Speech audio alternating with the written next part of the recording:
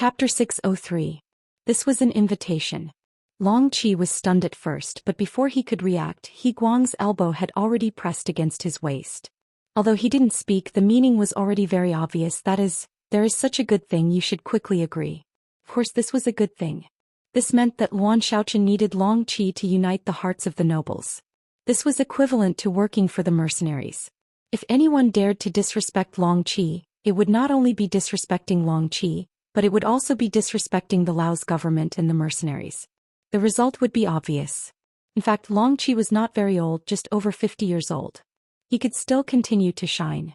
The most important thing was that he used to be the state preceptor here, so he was very familiar with the upper class. The matter of unifying the hearts of the nobles, in the eyes of an outsider like Luan Shaochen, may not be easy to do. It would take a lot of time just to investigate and understand some things. But it was not a problem for him. It was not an exaggeration to say that it was easy to do. Thinking that once he could become a representative of the mercenaries, who would dare not to give face to him, Long Qi's heart immediately became lively. At the moment his old face flushed red and he cupped his fist to Luan Shaoli. "Thank you, Governor Luan. As long as my old bones are still here, I will do my best to do this matter." "Ah, good." Luan Shaochen laughed and reached out to help Long Qi up.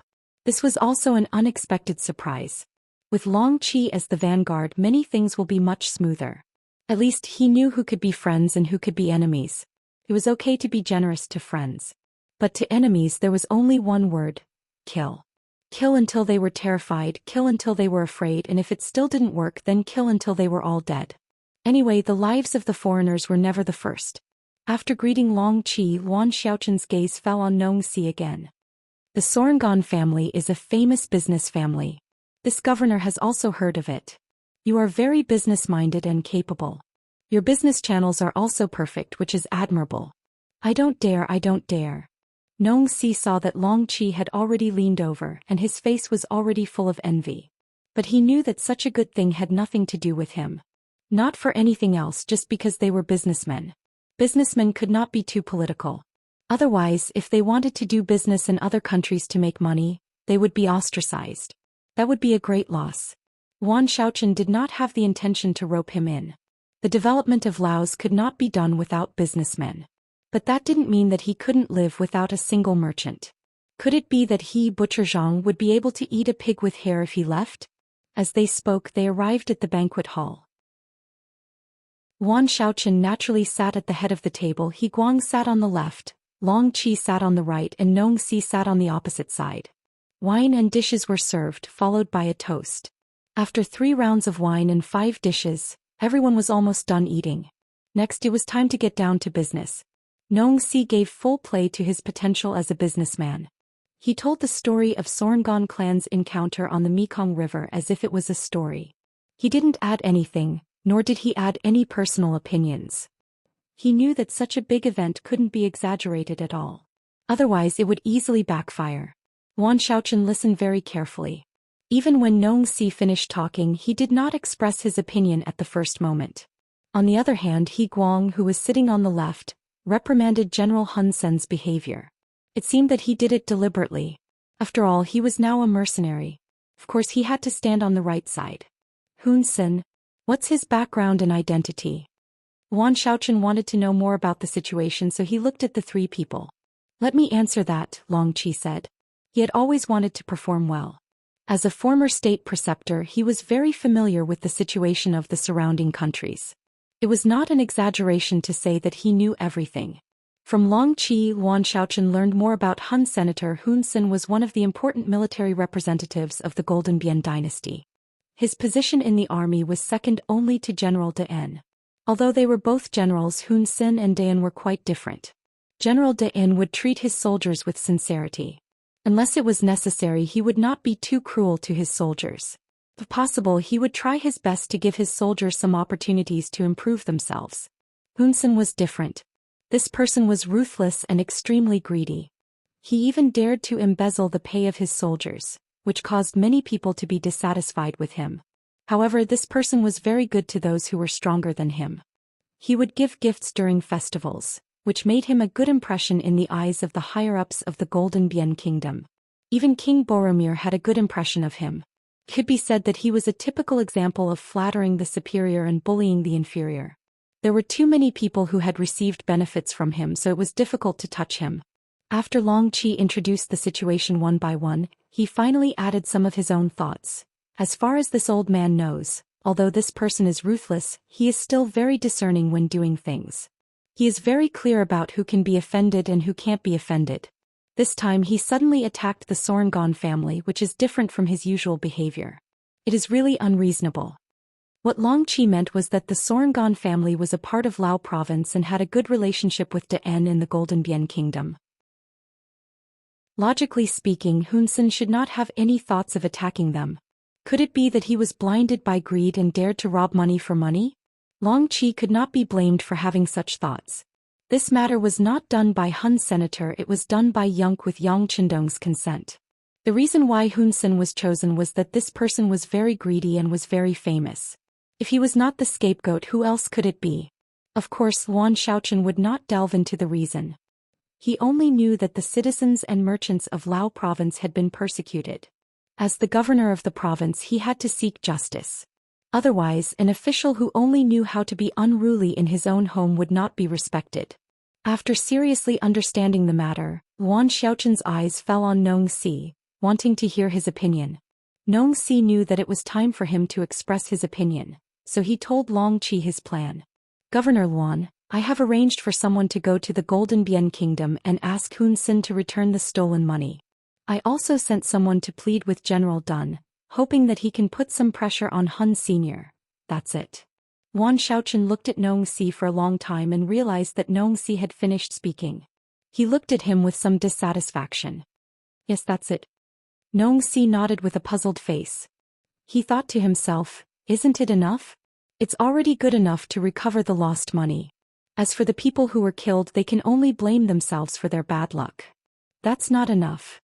Yuan Shaochen shook his head decisively, then looked at Nong Si and said, Patriarch, since you have come to me, it means that you have found the Lao provincial government. If this matter is so simple, it is tantamount to blasphemy against the provincial government. Do you understand? Nong Si just wanted to recover the lost money and reopen the trade with the Golden Bian Kingdom. He didn't think so much. Looking at Nong Si's shocked face, Yuan Shaochen shook his head. Businessmen are businessmen after all. They only see the benefits in their eyes. How can they see the big picture? It seems that I need to remind him. Patriarch, now I'm giving you two choices.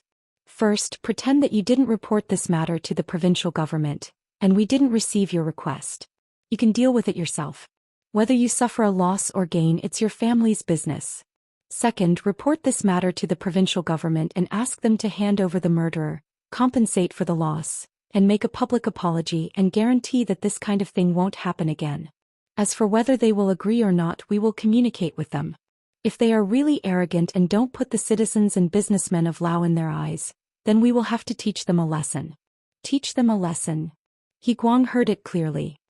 Governor Wan, do you mean to send troops? I don't rule out that possibility. Yuan Shaochen didn't hesitate and said directly. Hiss.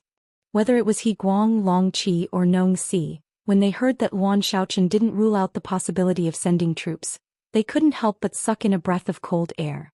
It's just losing some money and some people. These losses are the Sorengon family's own business. They didn't pay more taxes to the Lao government, but because of this, Yuan Shaochen didn't hesitate to send troops. This result is really unexpected and they didn't even think about it before. At this moment, the way the three looked at Yuan Shaochen changed. Although this person is still young, he seems to be covered with a layer of halo that makes people look up to him. Okay, Patriarch, you can make a choice. What I can say is that no matter what choice you make, I will respect you. But please remember, if you don't want to make a big deal out of this, then all the consequences of this matter will be borne by your family. If you encounter unfair things in the future, don't think that we will stand up for you. In other words, there is only one chance, understand? Of course, Yuan Shaochen had his own reasons for saying this. Lao had just been established and there were too many things to be done.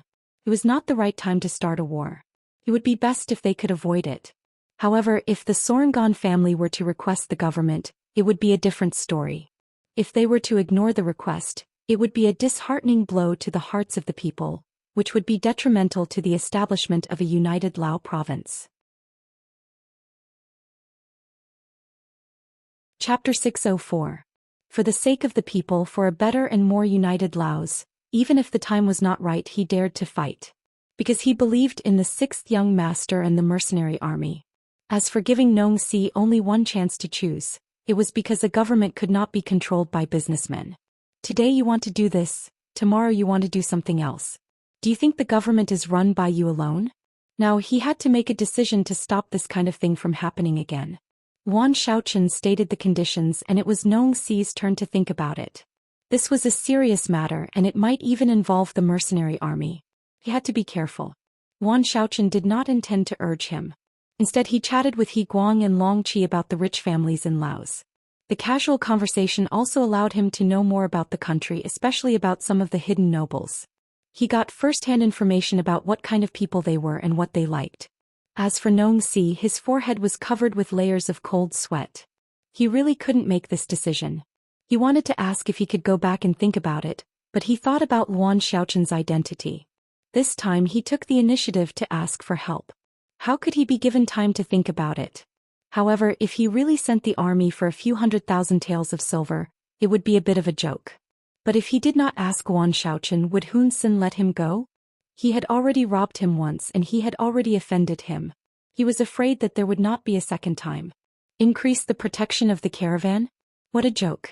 That was Hun Sen's territory. Even if he hired more people, how could he be a match for Hun Sen? Not to mention that hiring one more person would cost more money, which was not in line with the rules of businessmen to save money. In other words, if he did not ask for help from the Laos government, he was afraid that the Sorangans would not be able to trade with the Phnom Penh dynasty in the future. Not only would he lose a big customer, but he might also cause Wan Xiaochen's dissatisfaction. What? You came to ask me for help, but after I gave you an idea you became timid. What do you think the Laos government is? On the other hand, if things got out of hand, the business of the Golden Rim dynasty might really be abandoned. But it wasn't that there weren't any benefits. On the contrary, there would be great benefits. After this incident, the Solangan family would become famous. In the future, wherever their caravan went, who would dare to provoke them? Wouldn't they be afraid of the mercenary army? In the long run, enduring the pain for a while seemed to be a good thing. After all, Nong Si was still young and had some guts. In addition, if he couldn't solve this problem, he would have to give up the position of patriarch. This was something he was unwilling to accept. After thinking about it, there seemed to be only one choice left. How is it? Has the clan leader made his decision? Wan Xiaochen could wait, but he couldn't wait endlessly. There were so many things for him to deal with. Every minute was precious to him. Knowing that he had to make a decision, Nong Si's eyes flashed with determination. Okay, I'll listen to Governor Luan's orders. He Guang and Long Qi weren't surprised that Nong Si would be so tactful. If he hadn't made such a choice, they would have been suspicious and cut off all ties with him. After all, in a place like Lao Province, disobeying Wan Xiaochen wouldn't lead to anything good. Okay. Wan Xiaochen patted the table to show that he was a little excited. That's it. Don't stop what the Solangan family has been doing.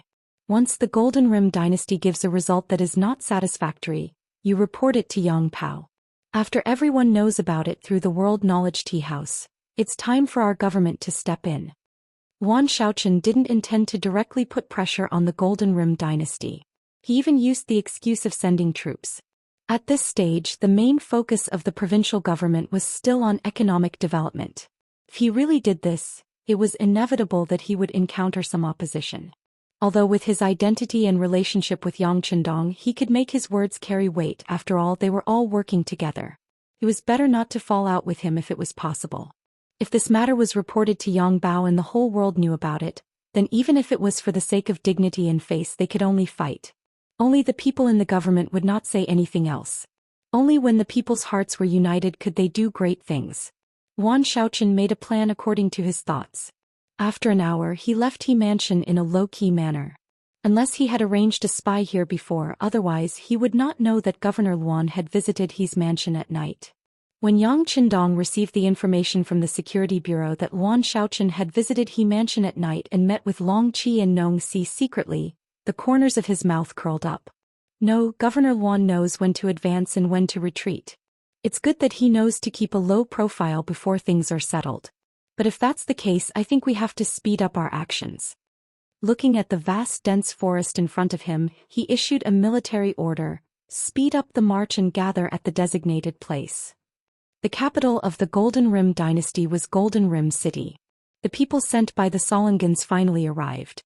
They found General Dagon and asked him to put pressure on the Golden Rim dynasty. At the same time, they found General Hun Sen to express their dissatisfaction and their intention to ask for the silver back. Hun Sen was naturally confused. Why did he have to give the silver back to them? With the help of some people, there were already many people who thought that the Golden Rim dynasty should give an explanation for this matter. If they still did not bow down, then they would not hesitate to go to war. For this reason, many young people said that once the war started, they were willing to sign up for the army and do their best to protect the dignity of Laos. There was a motive, a reason, and even a momentum was created. On the third day, Yuan Shaochen, who had been secretly paying attention to this matter, finally expressed his opinion at a meeting of the provincial government. He had every reason to suspect that the injustice suffered by the Sorangan family was caused by the Phnom Penh dynasty. Their ultimate target was Laos, which was still under construction and development. As the governor of Laos, he said that he liked peace and loved peace. However, if anyone dared to trample on the dignity of Laos, then he would not hesitate to go to war. Even if he had to pay the price, he would seek justice and an explanation. He even reserved the right to send troops to seek justice. Yuan Xiaochen's words naturally caught the staff of the provincial government off guard. This was an economic development meeting. How could they talk about war? Wasn't this off topic? However, anyone who had seen Yang Pao in the past 3 days knew that Governor Yuan was also forced. After all, the people under his rule had been treated unfairly. If they did not make a statement and did not give an explanation, then who would believe them? As a result, although Yuan Xiaochen suddenly made a statement, there was no one who stood up to stop him at the meeting. This was because not only did they doubt Yuan Xiaochen's ability, but also the vast majority of the people of Laos. In the face of such a powerful force, who would stand up to stop him? Chapter 605. The meeting went on smoothly. After that, Yuan Xiaochen sent a messenger to the Phnom Penh dynasty to demand an explanation. The speed of the response fully reflected the high efficiency of the government. For this reason, Yang Bao also specially added an explanation, and this news also made many people rejoice. From this matter, they also saw that they had a powerful backer behind them. If they could win this war or force the Phnom Penh dynasty to bow their heads, no matter where they went in the future, they would be able to hold their heads high and not be afraid of being targeted. The messenger was very fast. He left the city at noon and rushed all the way. After 7 days, he arrived in Phnom Penh city. He took out a document and said that he wanted to see the king of the Phnom Penh dynasty. The officials of the Ministry of Rights were responsible for receiving the messenger from Laos. When they learned the purpose of the messenger, these officials were shocked. They were shocked that a caravan was killed. How could the Laos government be so agitated? Could it be that one of the people who was killed was a high-ranking official in the provincial government? Faced with the firm attitude of the messenger, the receptionist did not dare to be careless. He quickly reported the matter. In the end, the document asking for compensation and an apology was sent to King Boromir's desk. When Boromir saw this document, he felt a sense of confusion. But then he was furious. He immediately ordered someone to find General Hun Senator. He wanted to ask if the matter was true. If it was true, General Hun Sen was too bold. Due to the mercenary army's strength and combat power, it took half a year to conquer Jiaoji and Landsong respectively, forcing the surrounding countries to take the initiative to form an alliance. For example, the Phnom Penh dynasty was now an ally of Siam and the Awol dynasty. Although they were allies, it did not mean that they were willing to compete with the mercenary army. At least, none of the 3 countries were willing to take the initiative to provoke the mercenary army and become their first target. Perhaps in the final battle the 3 countries would win, but the first country to be defeated would definitely be the most miserable. Even if they won, they would not get any benefits. Therefore, the 3 countries put their hopes on other countries. They hoped that other countries would fight with the mercenary army to the death first so that they could reap the benefits. However, this definitely didn't mean that his country would be the first country to fight to the death with the mercenaries. Hun Sen was urgently called to the palace. As soon as he saw Hun Sen, he was scolded by the king. Hun Sen didn't know what he had done recently to incur the king's anger. When Bo Guomo was tired of scolding, he threw the document at Hun Sen's feet. He looked at Hun Sen with an expression that said, "Look at what you've done." Hun Sen picked up the document with trepidation. When he saw what was written on it, he immediately regained his confidence. He was greedy for money and had done many things that crossed the line, but the Solingen family's caravan was definitely not under his command. So at this moment he strongly refuted and even cursed to prove his innocence. Hun Sen raised his head and looked as though he had been greatly wronged. When Boromir saw this, he started to doubt the authenticity of this matter. After all, there was no reason for Hun Sen to lie in front of him. If he did, he would find a way to make up for it. "You really didn't do this?" Although Boromir was 70% convinced, he couldn't help but ask with certainty. "Absolutely not. If I did, I'm willing to be burned to ashes after my death," Hun Sen said fiercely. Of course, he was full of confidence. Ever since the Solingans sent people over, he had deliberately called a few of his confidants over. In the end, he confirmed that these people didn't do anything. Everything was a misunderstanding. Now that someone was using this matter as an excuse, of course he wasn't afraid. "If you didn't do it, why did the Solingans insist that you did it? They even sent a document from Laos because of this. Could it be that they are deliberately putting the blame on us so that they can use the army against us?" Boromir's eyes kept darting around as he considered all kinds of possibilities. "That must be it. They want to use the army against us.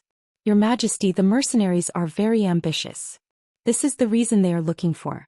We have to be careful," Hun Sen immediately agreed after hearing what Boromir said. "So that's the case. How can they bully us like this? Why are they looking for us? What should we do? Why don't General Hun?" Boromir was halfway through his sentence when he shook his head. Now that he had formed an alliance with Siam and the Awad dynasty, if he showed any intention of backing out, it would mean that he had voluntarily withdrawn from the alliance. If that happened, if the mercenaries really chose him as their next target without an ally, how could he resist them? It seemed that it was impossible to back down. However, if he insisted on being stubborn, he didn't want to be attacked by the mercenaries. He couldn't make a decision at the moment. He looked at Hun Sen, who was still waiting for his orders, and waved his hand. "You can leave now. By the way, when people ask you about this matter, don't say anything. Don't admit or deny it. Let's see how it goes." "Oh," Hun Sen responded intentionally. It seemed that this matter had something to do with him. However, since the king had such an attitude, what else could he do other than agree? Before Boromir could come up with a solution, he kept delaying the matter. When the messenger from Laos failed to meet him 3 times, he left angrily. Before he left, he even said in a domineering tone that if he still couldn't get a satisfactory answer when he returned to Laos, he would send an army instead of an emissary to Laos. The messenger left. Based on what he said before he left, there wasn't much time left for the Phnom Penh dynasty. There were only 7 days left. If they couldn't make a decision, it seemed like a war was imminent. When he heard that a war was about to break out, Boromir was really afraid. The military strength of the Phnom Penh dynasty was only average. In terms of territory, it was smaller than Laos. Once a fight broke out, what would he use to defend against the mercenary army? He couldn't win the war. If he couldn't win, he would have to bow down. If he bowed down, the mercenaries would have no reason to send an army. Although it would be humiliating and might even cause dissatisfaction with his allies, what other choice did he have? Just when Boromir was hesitating and he was even inclined to admit defeat, the messengers from Siam and the Awal dynasty suddenly appeared. They all expressed their approval of the Phnom Penh dynasty's initiative to attack Laos. At the same time, they also stated that if Laos wanted to harm the Phnom Penh dynasty, they wouldn't sit idly by. They would take the initiative to send troops to help. After all, they were allies. With the support of his allies, Boromir's confidence increased a little. However, he still couldn't make a decision. But it was at this moment that something unexpected happened. He didn't know how, but this matter was spread all over the country. Immediately, a large number of citizens stood up and expressed that they would not lower their heads for the sake of the country's dignity. At this critical moment, they were willing to fight for the country. Following the pleas of the people, more and more nobles and rich gentry stood up. They expressed that they would not bow down to the unreasonable accusations of Lao province. For this reason they were willing to pay a large amount of military expenditure to support the king. The people's matter was easy to deal with. As long as the public opinion was good, the kind and ignorant people could be easily manipulated and led. But why did the nobles stand up as well? Boromir was very puzzled. He immediately sent someone to investigate. Soon the results reached his ears. It turned out that the nobles did this for the sake of their own interests. They said that it was for the sake of their interests because the envoys of Siam and Ava contacted them in private. They said that as long as Laos was defeated and occupied, the nobles would get a lot of benefits. They had no choice because there were too many precedents. Whether it was in Vietnam or Laos, many of the nobles' fields had been divided and their houses occupied. Once the mercenaries occupied Phnom Penh dynasty, the nobles would be forced to a dead end. This was indeed the case. In the spirit of giving land to the rich was the fastest way to get closer to the people and gain their support. This was done in both Vietnam and Laos. Many rich gentry went bankrupt because of this, and some of them even had their properties confiscated because of this, and their entire family was taken away to reform through labor. However, not all nobles were targeted like this. For example, some nobles who were doing legitimate business or inherited their titles and relied on their salaries. Because they didn't have a lot of land and didn't do anything evil, they still maintained their strength intact. But no one knew that if these people were not targeted now, they would not be targeted in the future. What if the mercenaries were to gain a foothold? Would they do something to them? No one could say for sure. This scared the nobles of Phnom Penh dynasty. In addition, some people instigated them, so they all stood up. Instead of being at the mercy of others, they might as well fight. What if they defeated the mercenaries? Then not only would they be fine, but there would also be a lot of benefits to be gained. It was clear that everyone knew what they should do in this situation. As a result, these people jumped out and decided to take a gamble. If it was only the support of the people, Boromir was not worried. He was the ruler here. As long as he gave the order with the help of the army, it would be easy to suppress some people. However, with the participation of these nobles, it was completely different. These people's forces were complicated. Things went wrong, even his throne would be in danger. These people were not to be offended. In other words, his rise to the throne was inseparable from the support of these people. Chapter 606. With the support of the people, the support of the allies of the two countries, and the pressure of the nobles, Boromir had no other choice. He made up his mind to not lower his head and began to mobilize the army. While asking for military funds from the nobles, he also began to recruit soldiers from the people.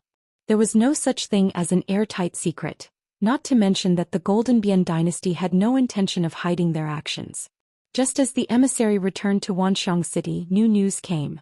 The Golden Bien dynasty had begun to prepare for war, and had recruited 100,000 soldiers from the people. In addition to his original army, the number of soldiers reached 400,000. When the number of enemies was reported to Luan Shaochen, he was shocked.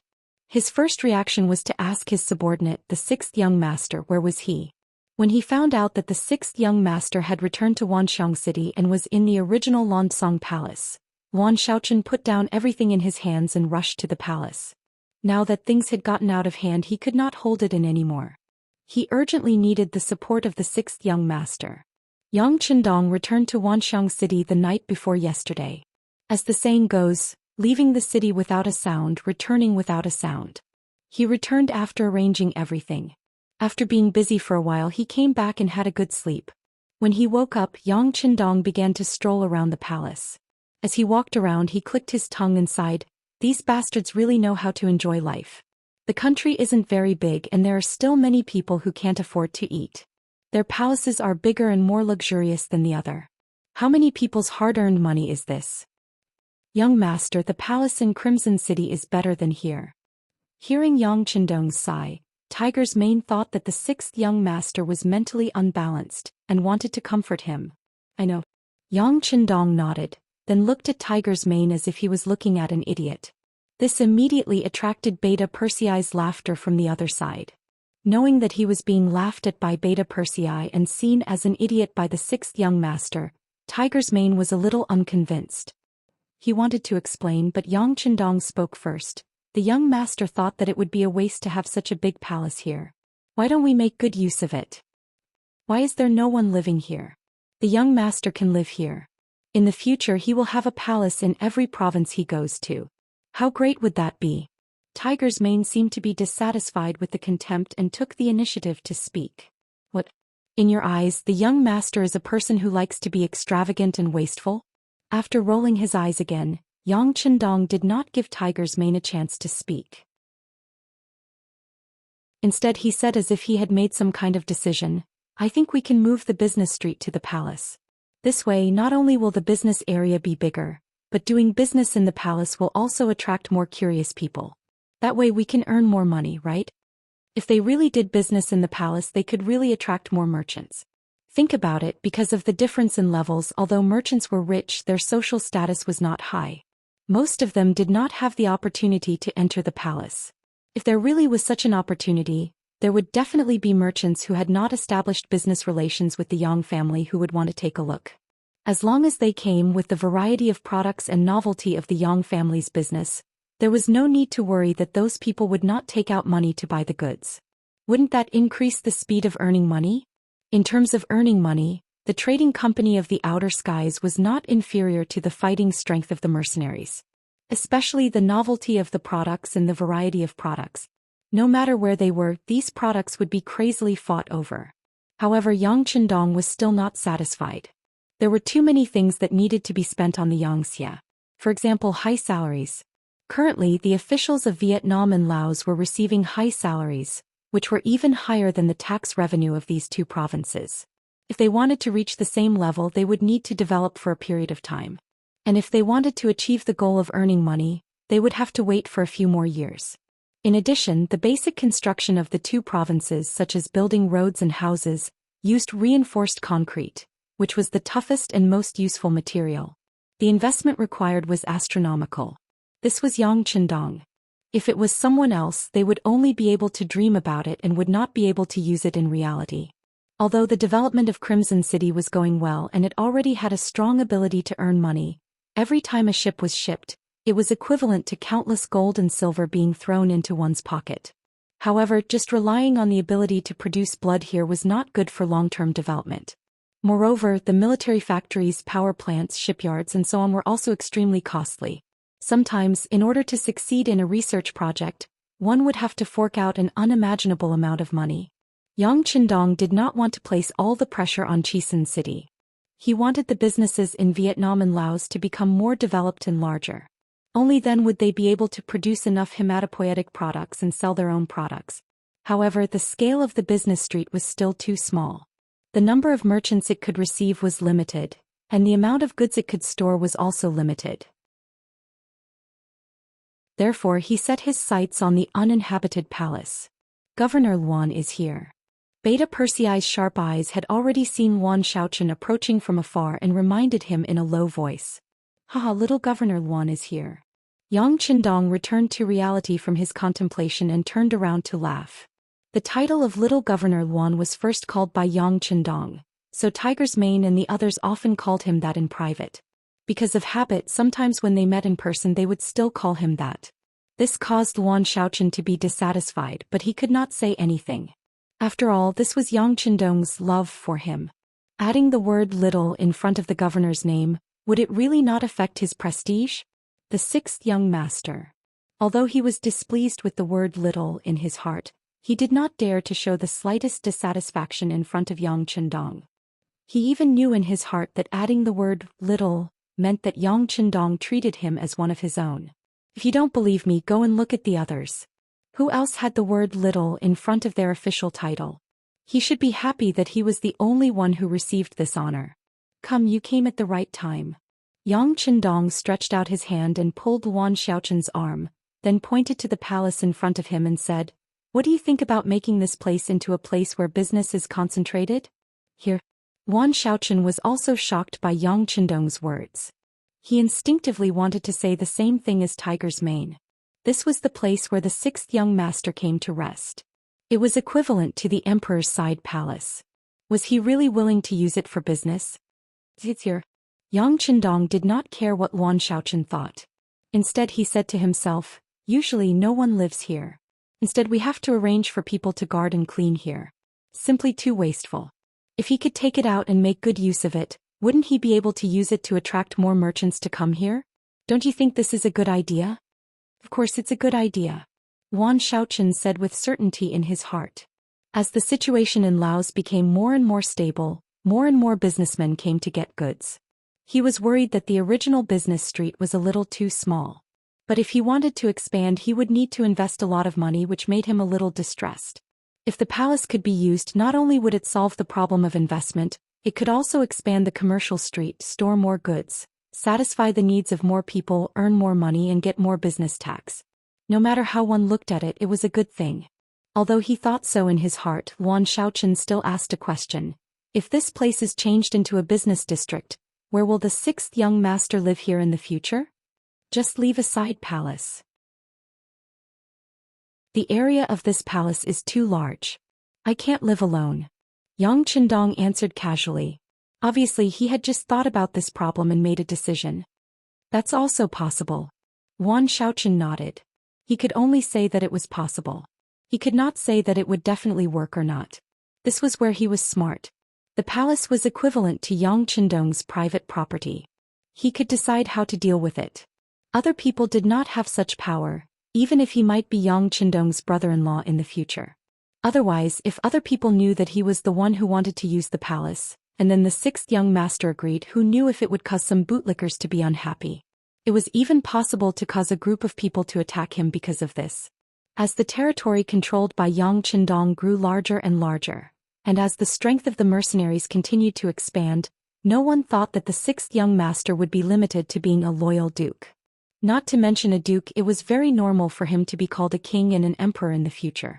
Anything related to the sixth young master was not a trivial matter, and there would be more and more rules in the future. Now that he wanted to use his private property, it was inevitable that he would be punished in the future. Wan Xiaoqian was very careful, and it could even be said that he had a long-term vision. In the eyes of Yang Qindong, he just laughed. He liked subordinates who did things with a sense of propriety. Such people could be entrusted with important tasks and have greater prospects in the future. Well, since you don't object, it's settled. In the future, not only the royal palace here, but also the royal palace in Yunnan province, as long as the other occupied royal palaces can be classified as commercial use. In this way we can save some time and financial resources to build a commercial street, haha. Yang Qindong was happy with his idea. At the same time, the words "you don't object" also removed Wan Xiaoqian from this matter. If you don't object, it was enough to show that this matter was led by Yang Qindong alone, and it had nothing to do with other people.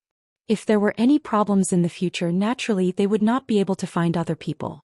Yang Qindong's words revealed another piece of information, and that was that he would occupy other palaces in the future.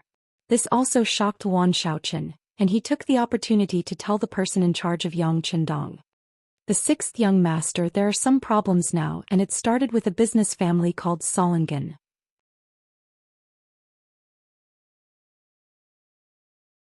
Chapter 607. Wan Xiaoqian didn't know that Yang Qindong had already known about the development of this matter from the beginning to the end, and it was even planned by Yang Qindong.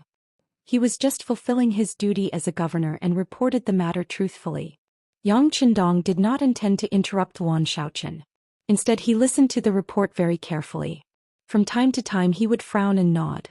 After a while, when Wan Xiaoqian finally finished, especially when Wan Xiaoqian mentioned that the Golden Bian dynasty had begun to gather troops and recruit new troops, Yang Qindong could not help but say, "They are just courting death." He did have such qualifications to say such things. In the eyes of others, the Golden Border dynasty was a great existence. Even in the eyes of the Great Ming dynasty, because it was too far away, it was quite out of reach. However, in Yang Qindong's view, it was completely different. The Golden Border dynasty bordered Vietnam, Laos and Siam respectively. Just like the filling of a bun, it was tightly surrounded by the dough. If it was really aimed at him, Yang Qindong could start from several places. How could he put such a Golden Border dynasty in his eyes? Wan Xiaoqian was also excited by Yang Qindong's words. Yes, the Golden Border dynasty's move is no different from looking for death. But the problem is that now the three small countries of Phnom Penh, Siam and Ava have formed an alliance. No matter which of them is attacked, the other two countries will immediately follow. Although the mercenary is strong, it is still difficult to fight against three.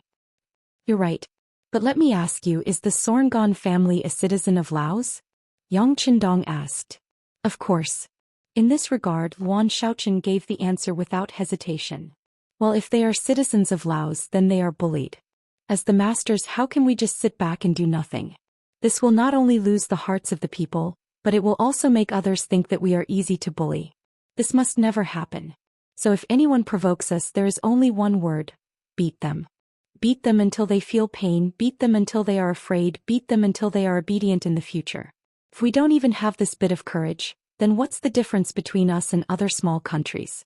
Remember, the strength of a country doesn't depend on how much territory you have or how much resources you have.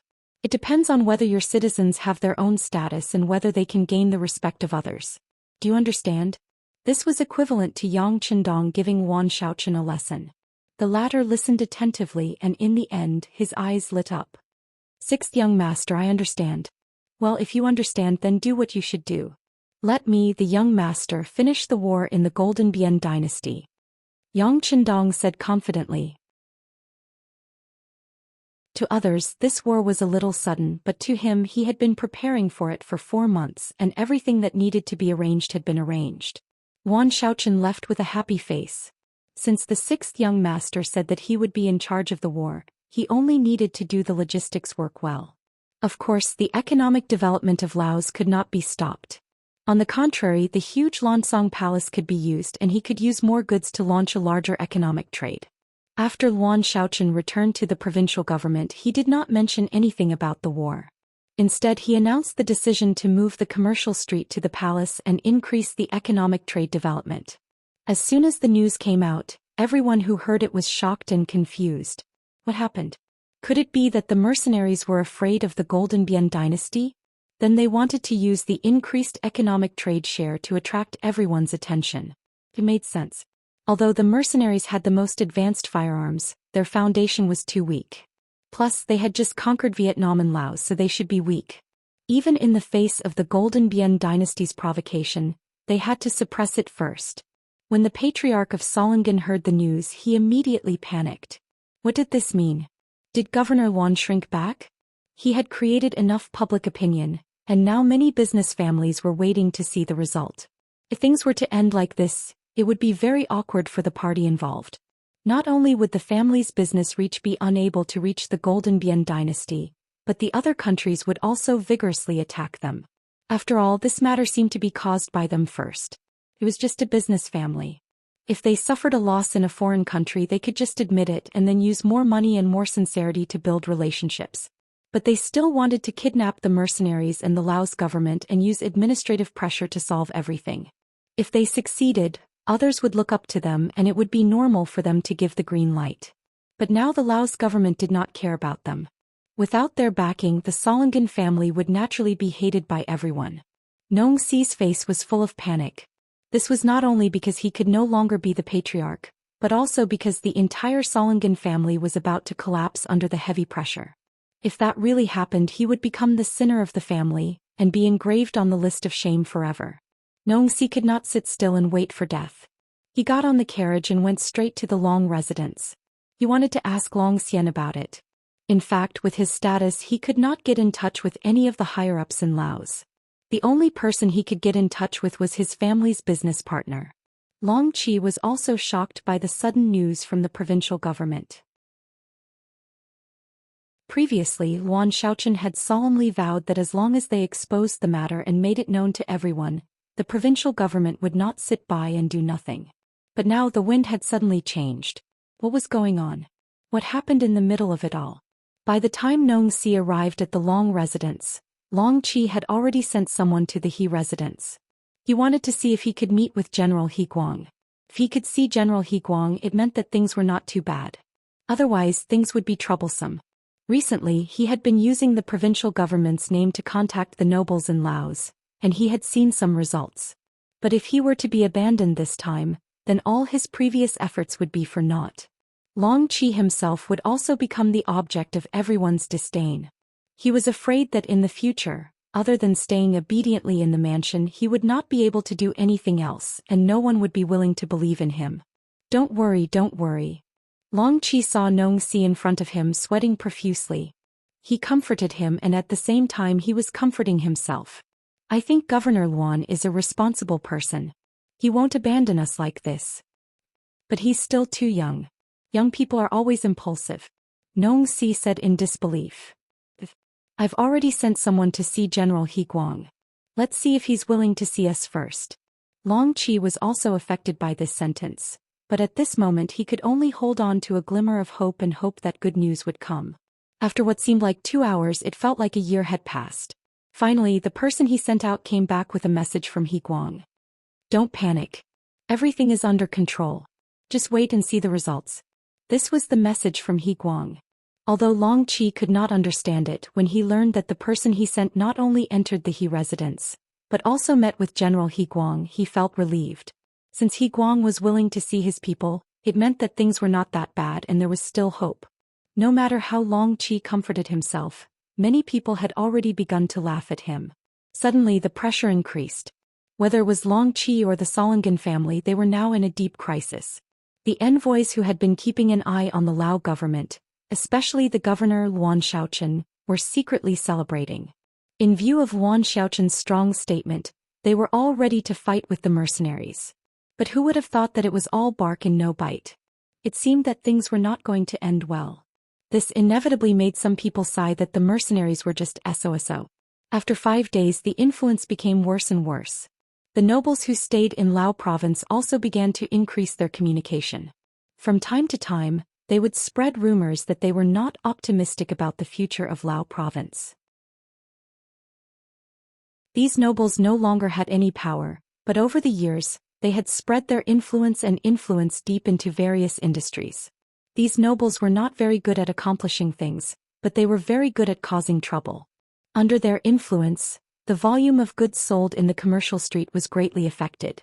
The problem that the merchants had to consider now was the safety of the goods that had entered the Yang family's hands after leaving Laos. Although no one could deny that the Yang family's products were unique and of high quality, and they didn't have to worry about not being able to sell their products, what if they were robbed like the Sulangan family? The matter with the Sorangan family was too big. If it was not properly solved, the safety of all the merchants would not be guaranteed. The Phnom Penh dynasty was fine after they robbed the silver. Would the other small countries and regions follow suit? For the first time there was a backlog of goods. The official in charge of this matter went to see Luan Xiaochen and suggested whether Xianxia city could suspend the shipment or reduce the amount of goods. Otherwise, there would be problems if there were too many goods, especially when some of the goods still had a shelf life. If they were not sold in time, it would be a big loss. Luan Xiaochen did not seem to hear the suggestion of the official.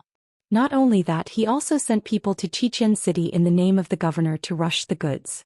This was the confidence that Yang Chendong gave him. In the face of Luan Xiaochen's actions, many officials expressed their puzzlement. Some of the more straightforward people began to write to Xianxia city, asking whether Luan Xiaochen was capable of being the governor of Lao province.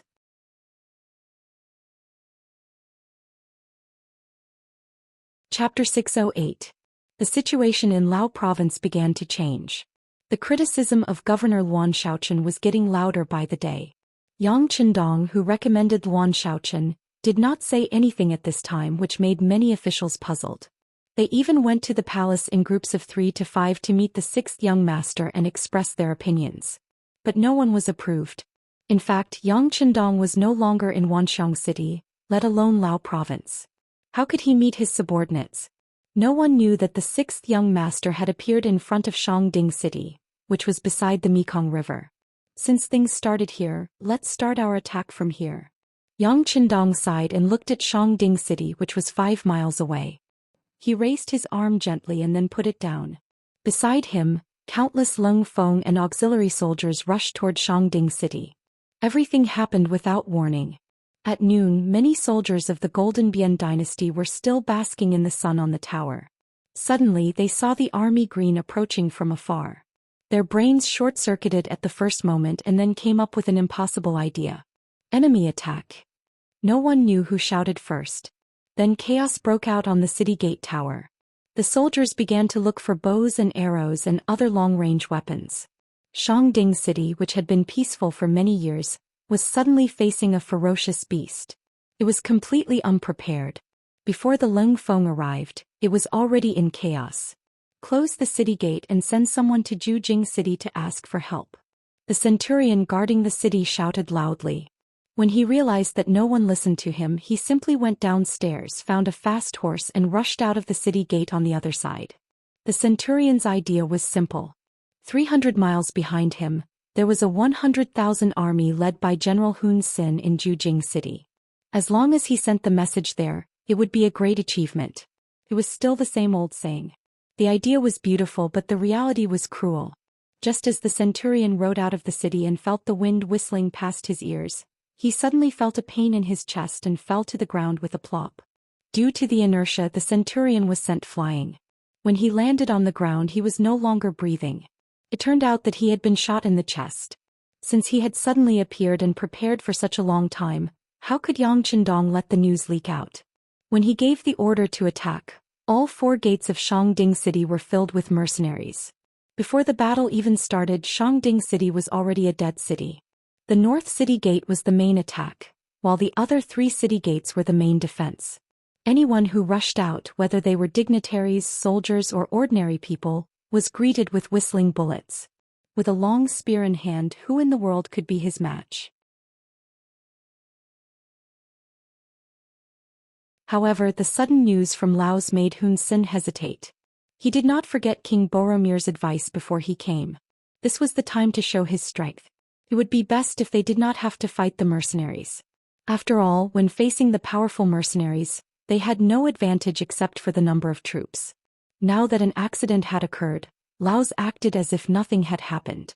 Under such circumstances, if Hun Sen still took the initiative to attack the enemy's territory, it would not be defending the country but provoking the enemy. This was tantamount to forcing the mercenaries to fight with them. This was definitely not what the king wanted to see, so Hun Sen stationed his army in Jujing City without asking for permission and biding his time. He only sent someone back to Golden Rim City to ask for the king's orders. Hun Sen originally thought that as the vanguard he would have to fight the mercenaries to the death, even at the cost of his own life. Unexpectedly, the mercenaries were scared, which made the 100,000 troops happy. During the time they were stationed, all the soldiers drank and ate meat every day. Anyway, the military budget was more than enough this time. Most of it was provided by the nobles, so it would be a waste not to eat and drink. They celebrated as if they had won the battle. Even Hun Sen did not say anything when he heard about it. He had been under a lot of pressure before, and now that the pressure was gone, it was time for the soldiers to relax. Because of this, Hun Sen gained the support of most of the soldiers, which made his popularity soar in a short time. He was almost on par with the first general, Dagon. Hun Sen was still immersed in his vanity, but he did not know that danger was approaching. The 2nd and 3rd regiments of the 1st Division of the Cold Front had arrived outside Jiging City and were ready to launch a fierce attack. After marching for 2 days, they had covered 300 miles under their feet. Then they rested for an afternoon. When it was dark, the regiments, battalions, and companies began to slowly encircle the 100,000 vanguard troops of the Golden Rim dynasty according to their previous orders. The sky was dark, but the camp of the Golden Rim dynasty was as bright as day. Numerous bonfires were set up and mutton was hanging on each wooden rack. Under the roasting fire, there was a crackling sound, and the aroma spread far and wide. As the vanguard general, Hun Sen sat on a temporary wooden mat, with good wine in front of him and beautiful women beside him. He drank 1 cup after another and laughed heartily. It was true that one should enjoy life to the fullest, and not let the golden cup be empty to the moon. Beside Hun Sen there were some captains and kiliarchs. They used wooden mats to form a large circle. In the circle 2 skilled soldiers were sparring with each other. Occasionally, there would be 1 or 2 weak soldiers in a strong army who were afraid of death. Similarly, in a weak brigade there were also warriors with good skills. The 2 soldiers who were competing were the best in the Phnom Penh army.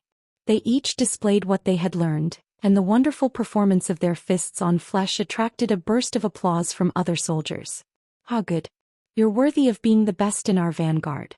Come, reward them." Hun Sen was affected by the fierce fight between the 2 soldiers and shouted loudly. Then the soldiers beside him took the silver and gave it to the 2 warriors who were performing. The 2 warriors who got the silver quickly retreated and were replaced by others. Even if there were benefits, everyone should share them.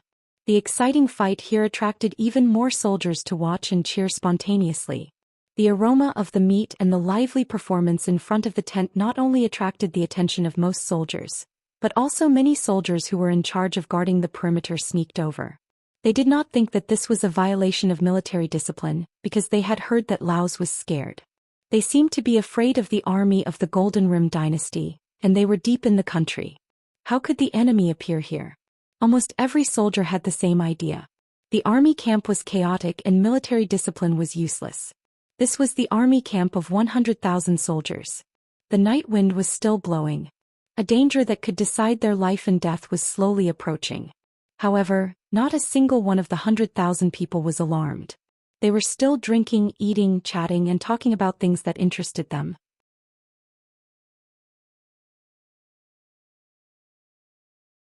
Chapter 609.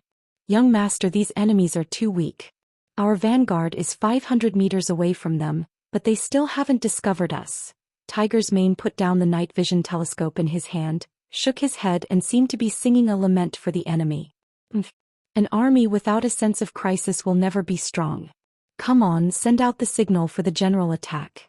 Yang Qindong's eyes flashed. The enemy's carelessness determined their next result. This was the so-called "you reap what you sow." Beta Persei, who had been waiting for a long time, turned around and shouted, "Let's start the general attack." Yang Air, who had a loud voice to begin with, let out a roar that sounded like the angry roar of the heavens. In an instant his voice traveled several hundred meters. The second guard team was part-time artillery. After hearing the order, they immediately put the prepared shells into the barrel. Then the 100mm mortar roared. After flashes of blazing fire flashed in the sky, it fell on the unprepared vanguard camp of the Golden Bien dynasty. Boom, boom. There was no need to aim at any coordinates at all. Any cannonball that fell down would produce an earth-shaking sound. After every cannonball fell, there would be heart-wrenching screams and screams. Hong Sen, who was still tasting wine and looking at the beauty in his arms from time to time, suddenly felt the ground trembling, as if an earth dragon was about to turn over. Before he could figure out what was going on, huge flames appeared in his sight. He instantly lost his hearing and his mind stopped working at this moment. The only thing left was the scene of him opening his mouth and not making a sound. Kill. The mercenaries, who had already been in place, began to madly rush in from 4 directions. As they continued to move forward, bullets with fire were shot out from the barrel like a dense rain. With the help of the still-burning bonfire, one could see the Golden Bien dynasty soldiers falling to the ground one after another. This was a massacre without any suspense. From the very beginning of the war, the situation had been one-sided. Yang Qindong had carefully prepared for the war in Laos for nearly 4 months. With the overwhelming advantage of advanced firearms, the enemy's will to fight had crumbled in less than 15 minutes. The entire camp was filled with soldiers begging to surrender. War was such a miraculous thing. One could win against many with a few, defeat the strong with a weak force, and extinguish the flames of war that should have burned for a long time in an instant. In today's battle, at least 2 of the 3 aspects mentioned above were perfectly reflected. In a situation where their military strength was far inferior to the enemy's, due to their meticulous preparations and unparalleled pressure, the enemy was defeated without even putting up a decent resistance. One by one they knelt on the ground, no longer as arrogant and insufferably arrogant as before.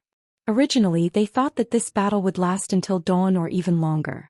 After all, there were 100,000 enemies here. Even if there were 100,000 pigs, it would be a laborious task to catch all of them. However, humans were often worse than pigs. At least pigs instinctively knew how to run when they saw danger, but humans would not, because they had intelligence and brains and knew how to avoid danger. When they saw that there was no way to escape, they chose to surrender.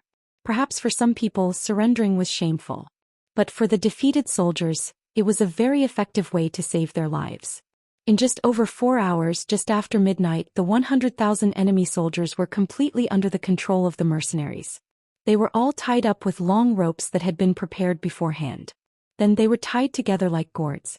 Their heads were lowered and they looked like children who had done something wrong. Reporting to the 6th Young Master, the enemy camp has been controlled. More than 90,000 of them have been captured, 4,000 of them have been killed and 5,000 have escaped. 2nd Regiment Commander Luo Pa walked in front of Yang Qindong and reported the results of the battle after a salute. Not seeing Wu Xing report, Yang Qindong thought that he was injured and asked with concern, "Where is Regiment Commander Wu?" Reporting to the 6th Young Master, Regiment Commander Wu led the 1st Battalion to chase after the enemy. 3rd Regiment Political Commissar and 2nd Battalion Commander Qin Bo reported after Luo Pa. Chase after the enemy? They didn't catch Hun Sen? Yang Qindong's reaction was extremely fast. He immediately thought of a conclusion. Only when the enemy's main commander was escaping could Wu Xing abandon his troops and choose to chase after him. Yes.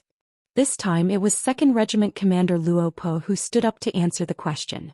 At the beginning of the battle, the situation was too chaotic and some of the enemies escaped. I didn't expect Hun Sen to be among them.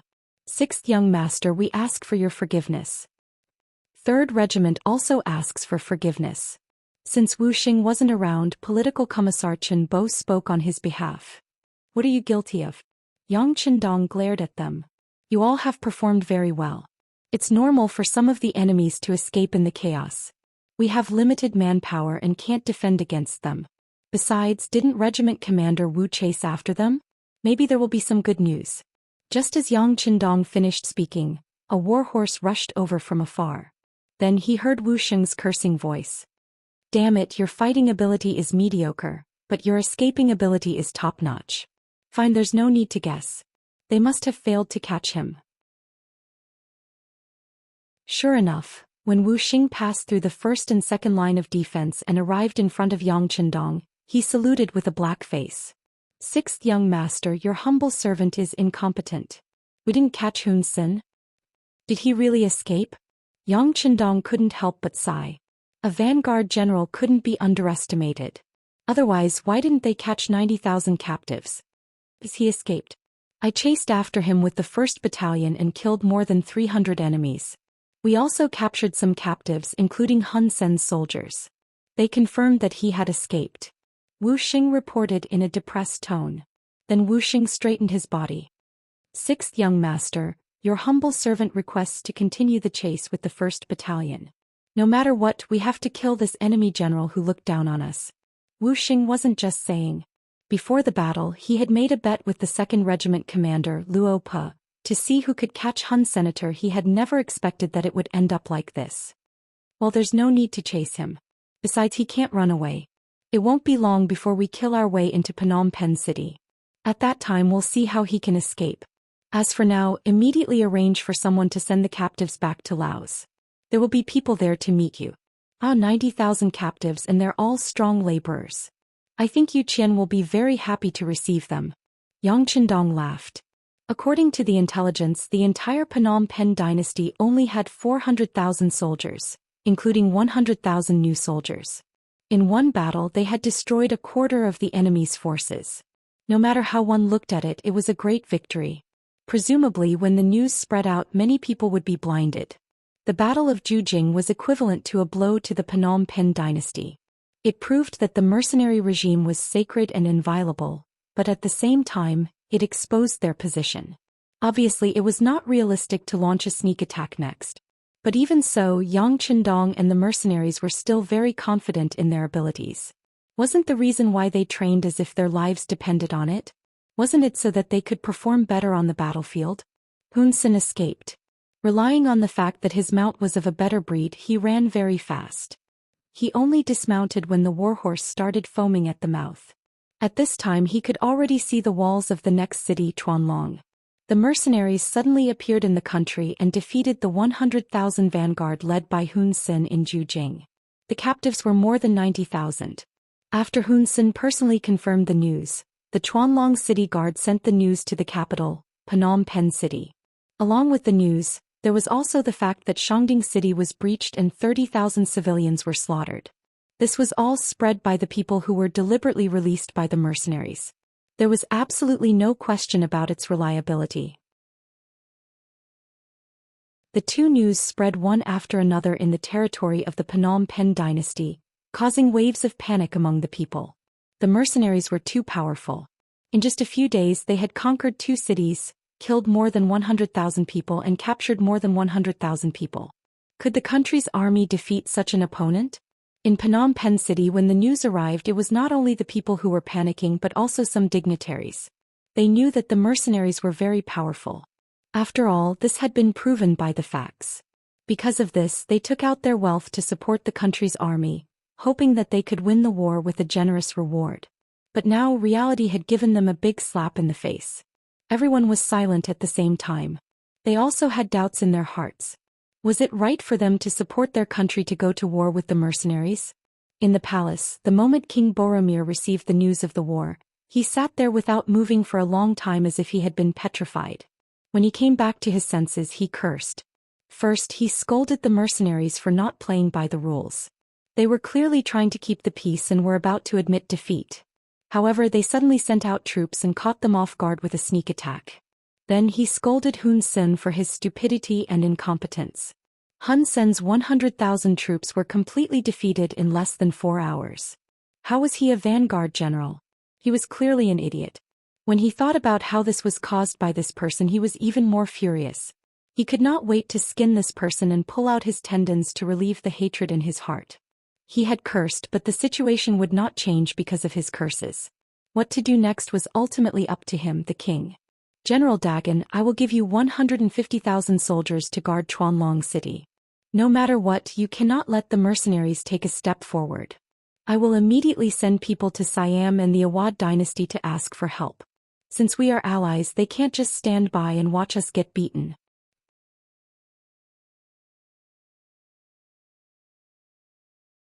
Chapter 6:10.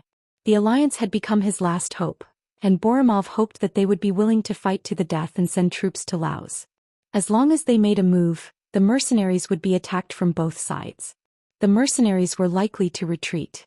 Then it would be time for him to recover what he had lost and restore the prestige of the country. He quickly arranged for people to get reinforcements. Then he fixed his eyes on Chuanlongqing. Not only King Boromir, but many people in the entire Golden Border dynasty had their eyes on Chuanlongqing. They wanted to see the result of the clash between the two armies. Would it be beneficial or disadvantageous? Laos. The news of the victory in the Battle of Jigging City had finally spread. At first it was just some gossip. There was no confirmation, but it had already shocked many nobles. Didn't they say that the mercenaries would not make a move? Didn't they admit defeat? Why did the battle start so soon? Before that, they did not receive any news at all. There was no lack of smart people among the nobles. They quickly remembered that the 20,000 Laotian mercenaries were transferred to the south. At that time, it was said that it was to eliminate bandits and to prevent the Golden Border dynasty's army from pressing on the border. Now it seemed that it was just an excuse. They were probably already on the battlefield at that time. The nobles had bribed many Laotian mercenaries. After all, these people were born here. They had too many concerns and too many shortcomings. However, it was obvious that these people were also kept in the dark. They did not know their mission until the moment before the battle. At that time, because of the tight lockdown, they could not send back the news. So what did this mean? Did the mercenaries know that they would interfere and were already on guard? Or was it all because of military needs? If it was the latter, of course it did not matter. It was understandable that the army needed to lock down the news. However, if it was the former, would the nobles be dissatisfied with their interference in the mercenaries' affairs? Would they even be the next target of punishment? These nobles were originally people who had lost their power. They had inherited too many things from their ancestors. In fact, they were already in dire straits. If the mercenaries stepped on them at this time, how could they resist? While these people were in a state of panic, the news that the mercenaries had conquered Shangding and Jujing, killing tens of thousands of enemies and capturing 90,000 enemies, was reported to the Yang dynasty. For a time, all the Xianxia inns in the various cities were overcrowded. Many commoners squeezed into these inns to drink the free tea and listen to the literate people talk about the news over and over again. Their faces were filled with excitement and excitement. Under the influence of Yang Bao's public opinion, more and more people learned about the policies of Lao province. As Lao province's infrastructure was on the right track, more and more people had jobs and money to earn. Through the distribution of land to the rich, more and more people were able to live on land that belonged to them. As long as the people had land in their hands, they would feel at ease and satisfied. Although the Lao provincial government had only been established for a few months, it had already received the sincere support of many of the people. This time, when they learned that the mercenaries who were guarding the fruits of their victory had won a great victory, almost everyone was happy. If they won the war, it meant that the benefits in their hands would not be taken away at will. In front of a bright future, the Lan kingdom could go to hell. In the past, this kingdom had not treated the people well. If they were allowed to kill their way back, wouldn't they return to the days when they did not have enough food to eat and clothes to keep warm? The people were the most direct in their actions. They did not care about right or wrong, good or bad. They only knew that if someone was good to them, they would be good to that person. Now that the Lao province's policies were on their side, naturally they would side with the Lao province. In addition, there were the educated youths among them who were spreading the news every day. There were also the Han people who had gained more benefits from the war. Thus, the opinions of the people were surprisingly unified. In the afternoon when the news was published, at least 7,000 young people had signed up to join the army. They were using their actions to support the Lao provincial government. As the provincial governor, Luan Shaochen was very touched by the actions of the people. However, as a sub-province, there were strict regulations on the number of soldiers they could have. This was to prevent other provinces from secretly expanding. Thus, in the face of the enthusiasm of the people, Luan Shaochen personally received them at the square in front of the government building. He expressed his gratitude and stated that there was no shortage of people in the mercenary army. He also asked them to return first. If there was a need to recruit soldiers, Yang Baozhong would report it. As for the youths who did not want to join the army on a whim, he suggested that they sign up first to learn some basic military knowledge. If there was a need for soldiers, those with experience would naturally be given priority. After much persuasion, they finally managed to persuade more than 7,000 people to go back. This scene quickly spread throughout the entire Wanxiang city, causing many people to be shocked. In just a few short months, the Lao provincial government had already won the hearts of the people. It seemed like even the Lansong kingdom's most glorious period could not achieve this. With Luan Shaochen holding the fort and meticulous preparations, the provincial government was operating as usual. Other than continuously sending various war preparations to the front lines, they were fully focused on developing their businesses and infrastructure. Just like Crimson City, they were developing day by day. With the victory at the front lines, the nobles did not dare to make any sarcastic remarks and became much more obedient. The goods that were originally overstocked were also quickly sold out when the news of the victory at the front lines spread. Since the mercenary army had expressed their determination to protect the merchant group, what else did they have to worry about? Even if they could not sell their goods to Phnom Penh, Siam and Ava. But weren't there other countries and regions around them? Just Great Ming alone was a huge market, and it was enough for them to mess around. The merchants began to move. Every time they brought in goods, they would have to pay more tax. The money from the sale of goods could not be intercepted in Lao province, and all of it had to be handed over to Qian City after the transaction. However, the tax did belong to them and they could use it to develop their businesses. Money made the world go round. The development of Lao province entered a faster track. However, in this era of rapid development, there was a sudden movement in Langkai City, which was south of Wanxiang City. The Siam kingdom had sent out 200,000 soldiers and was about to attack the city. As the war progressed, the days passed and Siam and Ava finally started to make their moves. This was especially so for Siam, whose territory was adjacent to Wanxiang City, where the Lao province government was located. When they received King Boromir's request for help, the higher-ups made the decision to send troops to Wanxiang City. King Ili Chi of Siam was a person with foresight. When Jiaoji was still around and sent troops to South Ming, his attention was already on this place. If not for the fact that he had to cross Lansong and Jiaoji to enter Great Ming, he would have already thought of sending troops to seize the resources of Great Ming. What happened next was beyond Ili Chi's expectations.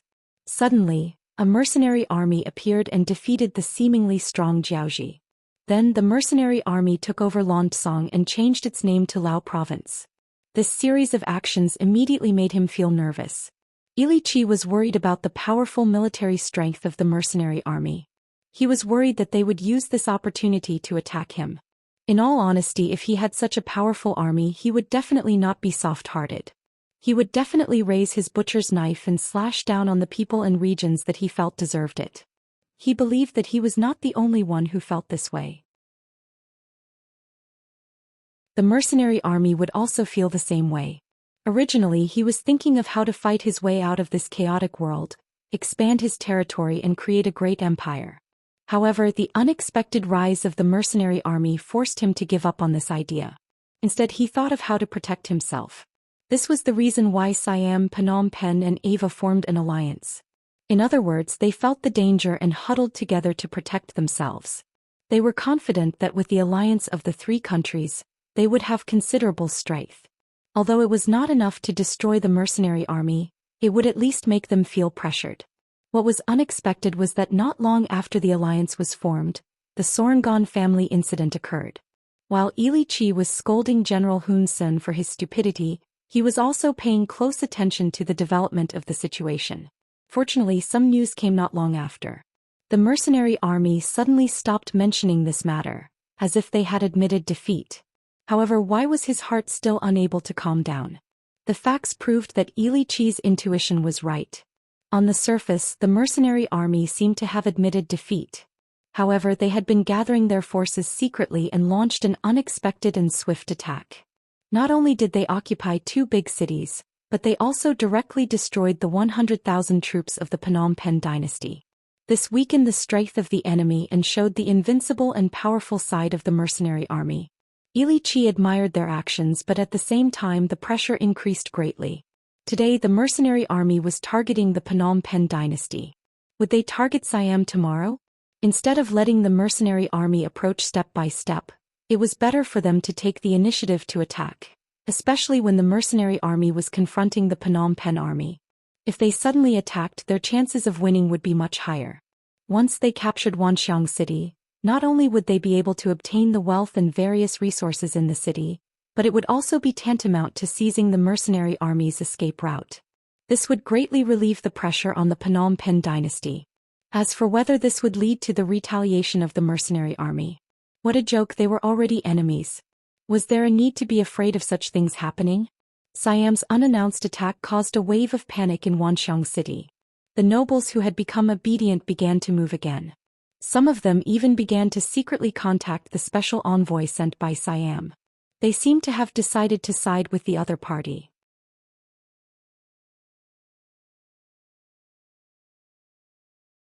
Chapter 6:11. The higher-ups were in a state of panic. Some chose to contact the emissary to surrender, some were hesitant and wanted to wait and see. There were also those who firmly supported the emissary. For example, people like Long Qi and then Ong Si. As the governor of Laos, Luan Shaochen saw all of this. In addition to constantly sending people to capture Siamese spies, he also made preparations to defend the city. Now he had accompanied 2 auxiliary battalions and 10,000 Laotian mercenaries. If he used them well, it was not impossible to defend the city. Luan Shaochen had no intention of asking Yang Qindong for help. He was the one who agreed to blow up the Solongans matter. Now that he could not control the situation, he had to look for the person behind him. The arrogant Luan Shaochen would not do such a thing. He was actively preparing for the battle. He was also considering if he could send the 7,000 people who had signed up to the city tower. These people had already undergone 7 days of military training. Although they were still new recruits, they were not completely clueless. At least they knew what military orders were and what was forbidden. The situation in Wanxiang city became tense. However, most of the staff and officials of the provincial government were not afraid. They did not trust Governor Luan, but they trusted the 6th young master. Since this battle was commanded by the 6th young master, he would not ignore the possibility of Siam sending troops. Now that the news had spread, it would not be long before the mercenary reinforcements arrived. Everyone seemed to believe that Yang Qindong would transfer the troops from Phnom Penh dynasty. However, after waiting for a long time, there was no news. As time passed, people began to waver. Below Chuan Long city, the main force of the mercenary army that everyone had placed their hopes on was now gathered. Yang Qindong was also standing in front of the temporary command center's sand table with a relaxed expression. He didn't seem worried at all because the attack in defense of Wanxiang city was about to begin.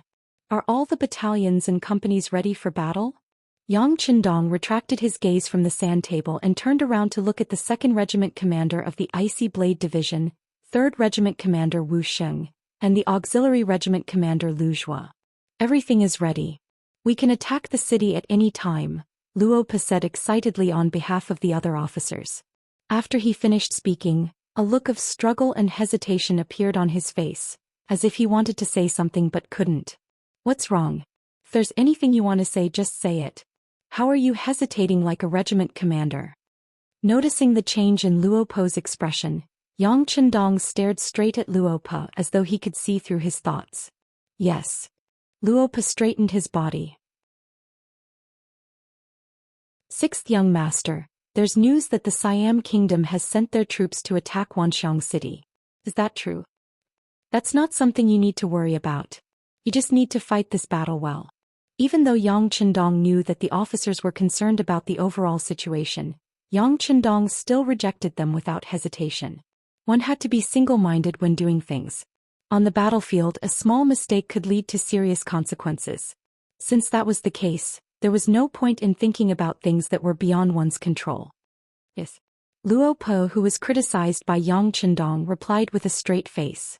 He only wanted to remind the 6th Young Master. He also knew that the most important thing now was to defeat the Golden Bian dynasty's army. Luo Pa was criticized, but Yang Qindong knew that this was not his idea alone, but that all of the officers probably had the same idea. It seemed that if he did not say a few words, these people would inevitably be distracted, and it would be difficult for them to concentrate. Well, Young Master has already made arrangements for Wanxiang City. You don't have to worry. If you're really worried, it's better to think about how to defeat the Golden Bian army quickly. As long as the war here is resolved, we can naturally turn back and give Siam a slap in the face. We'll let them know the consequences of provoking us. Yes, defeat Golden Bian and fight back against Siam. The regimental officers in the command center all said bluntly. Well, since everyone is ready, let's check our watches now. We'll launch the general attack in an hour. Yang Qindong raised his right arm, revealing the exquisite military watch on his wrist. At the same time, several regimental officers also looked at the military watch on their wrists. Chuanlong City. It was not a big city in the Golden Border dynasty, but because of its unique geographical location, beside the Mekong River and behind the Orange Well City, it became a strategic place and one of the front doors to enter the Golden Border city of the Golden Border dynasty. At this time, the 150,000 troops led by General Don were guarding this place. General Hun Sen, who had retreated to this place, had been kidnapped and sent back to Golden Bian dynasty. 100,000 defeated soldiers. This was a crime that this general would have to bear.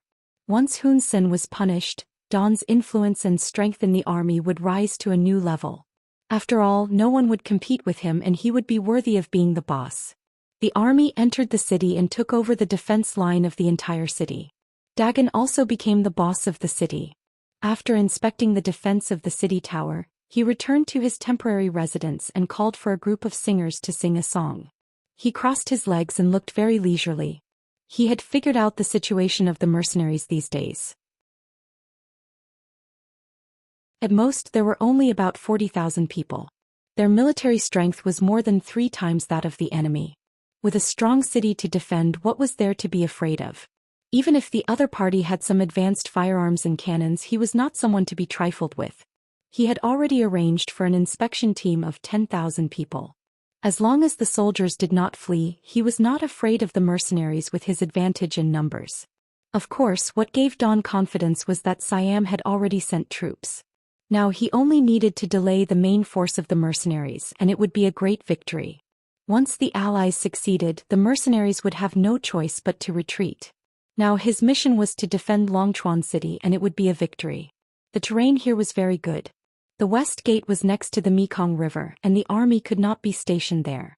The south gate led to the hinterland of the Golden Bian dynasty, and there would be no enemies. So he only needed to defend the north and east gates. When the time came, the mercenaries would retreat and it would be a victory. As for whether the enemy would attack the 2 gates, he would deal with it as it came.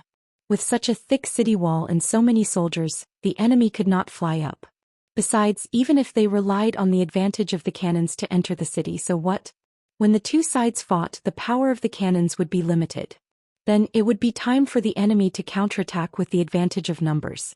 Don was very satisfied, especially after he kidnapped Hun Sen and sent him back to Golden Bien City. No one in the army could stand shoulder to shoulder with him.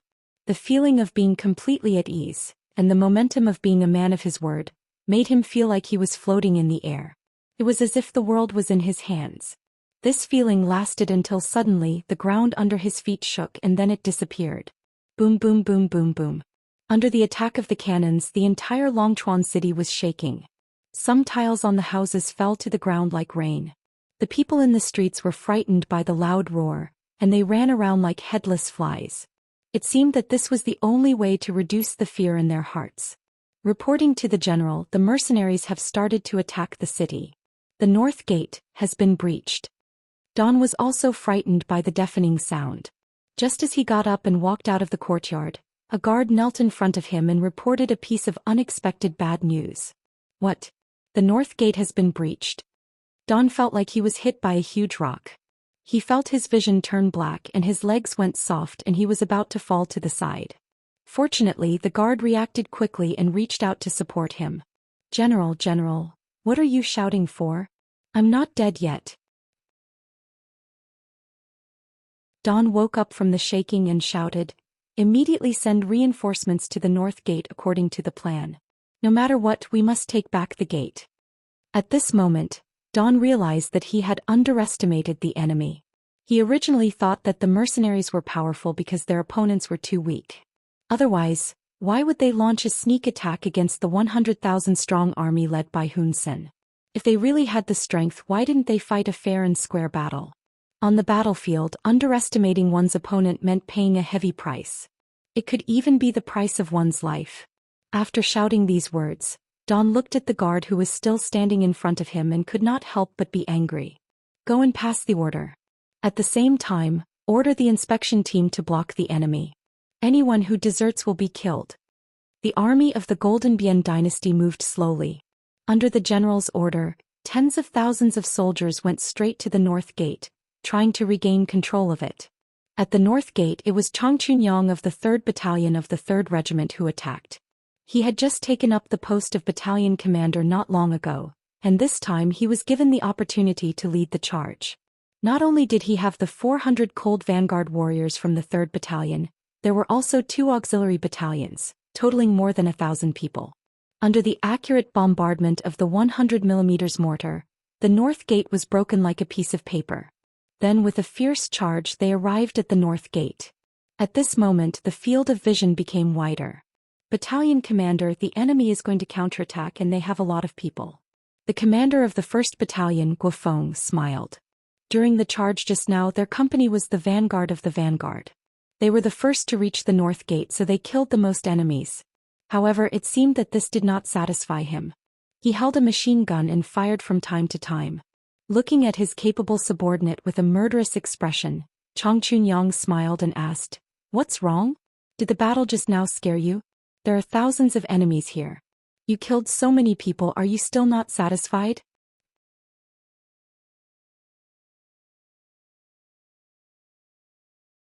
Chapter 6:12. You want to scare me with a 1,000-man team? Battalion commander, I'm not bragging. Our company is the strongest. Even if we face a 10,000-man team, we won't frown. Guofeng said with some pride, and then half a magazine of bullets shot out. Hundreds of meters away, at least 4 or 5 enemies were knocked down to the ground. "You're good. Since that's the case, then I'll allow you to continue charging. There are only 10,000 people on the other side now. I'll leave them all to you." Looking at Guofeng's boastful look, Chun Yongyuan wanted to kick him. But in the blink of an eye, he decided to provoke him and give him a slap in the face. Of course, Guofeng was bragging. 100 against 10,000, even if they had a powerful flintlock in their hands, it was difficult to do. Not to mention that the enemy was still carrying out a planned charge. Occasionally, the enemy's inspection team could be seen behind the army. With such a great achievement, the company dare not enjoy it alone. It's better to let the wise battalion commander lead us. Guofeng knew that he was bragging, but he didn't care. Instead, he said with a flattering look. In any case, they would often joke about such things in private. Humph. Chun Yongyuan snorted and didn't expose Guofeng's embarrassment. Instead he said with a very serious expression, "No matter how many enemies come, we have to kill them all. As long as we attract enough firepower from the enemy, the pressure on the commander's side will be reduced, and the faster it will be." Yes. When it came to serious matters, Guofan also put away his cynical expression. He turned around and shouted to the soldiers around him while firing his gun, "Fire for me, don't be afraid of wasting bullets and don't let the enemy counterattack. Shoot." Bang bang bang, tut tut tut. All sorts of gunshots rang out, representing the sounds made by different firearms. Thousands of tongues of fire spewed out together, suppressing the enemy's charging force in an instant. When the soldiers of the Golden Bian dynasty fell down as if they were blown by a hurricane, the momentum of the attack began to slow down. Knowing that they would die if they rushed forward, no one would not cherish their lives. If it weren't for the inspection team behind them, they would have turned around and fled long ago. Gunshots were still ringing out from the north gate, and the soldiers of Chuanlong City were rushing towards the north gate to provide reinforcements. It was as if they would not stop until they had taken back the north gate. While everyone's attention was on the north gate, the attack on the east gate began. Unlike the north gate where there was only one cold vanguard battalion, the one leading the charge at the east gate was the 3rd Regiment commander, Wuxia. This time he had brought 2 main battalions for auxiliary battalions and 5,000 Laotian mercenaries. His goal was to charge into the city in one go to crush the enemy's morale and destroy their will to fight. The mission Yang Chendong gave them was to be like an arrow piercing through the clouds, tearing the enemy's defensive line in half, paving the way for the main force to enter the city. In order to better complete the 6th Young Master's mission, Commander Wu Xing and Political Commissar Chen Bo decided to split up after a discussion. First, the 3rd Battalion, Spring Sun, would take down the north gate and attract the enemy's main force. Then they would rush into the east gate and catch the enemy off guard. It seemed that this was the only way they could successfully enter the city and carry out the mission. Otherwise, if there were too many enemies and they were all blocked together, it would be impossible to open a path in front of a sea of people. The plan went very smoothly. While the north gate was busy fighting, the attack on the east gate began. Furthermore, under the careful planning of the 2 main battalions, when the 40 rocket launchers directly smashed open the north city gate, Wu Xing led the mercenaries and charged in like an avalanche. Everyone was filled with murderous intent and everyone rushed forward. The guns in their hands were constantly spewing flames, and they were like gods who had descended from the heavens.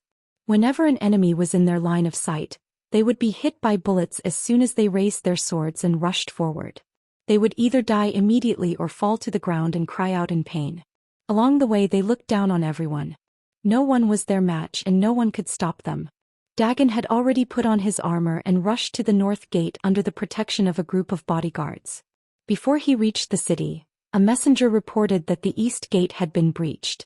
"Quickly send people to block the east gate. Don't let any enemy enter the city." With the previous example of blocking the north gate, Dagon did not panic. In his opinion, even if he had to use human lives, he could still chase the mercenaries out of the city.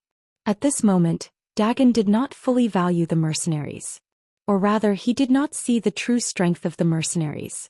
He really thought that it was an ancient war where he could rely on numbers to turn the tide.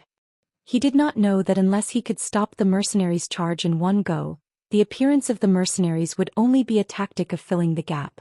It was not effective at all. The battle at the east gate was far more intense than the north gate. One was defense, the other was offense.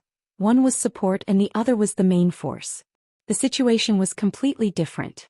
Before they could figure out the mercenaries' true intentions, groups of Golden Border Dynasty troops rushed to the east gate and were eliminated one by one. When they sent out a 100-man team, they would be wiped out. When they sent out a 1,000-man team, they would be heavily injured. When the 2,000 inspectors arrived, all they saw was a street full of corpses and injured people lying on the ground. What they saw was the main force of the 2nd Regiment of the Cold Vanguard charging towards them with guns in hand. Attack! Seeing that another group of enemies had appeared, and there were quite a number of them, Political Commissar and 2nd Battalion Commander Chen Bo took the lead. He held the 95 style in his hand and activated the burst mode. As he strode forward, he kept pulling the trigger. As soon as the inspection team saw the situation clearly and was about to turn around and retreat, intense gunshots rang out. The 2,000 people instantly scattered like a beehive that had been poked, leaving behind hundreds of corpses on the ground. In just one encounter, hundreds of corpses were left behind. This kind of strong combat power gave the inspection team a feeling of invincibility. In the past, others had always been in the front. Now that it was finally their turn, they felt the horror and strength of the mercenaries.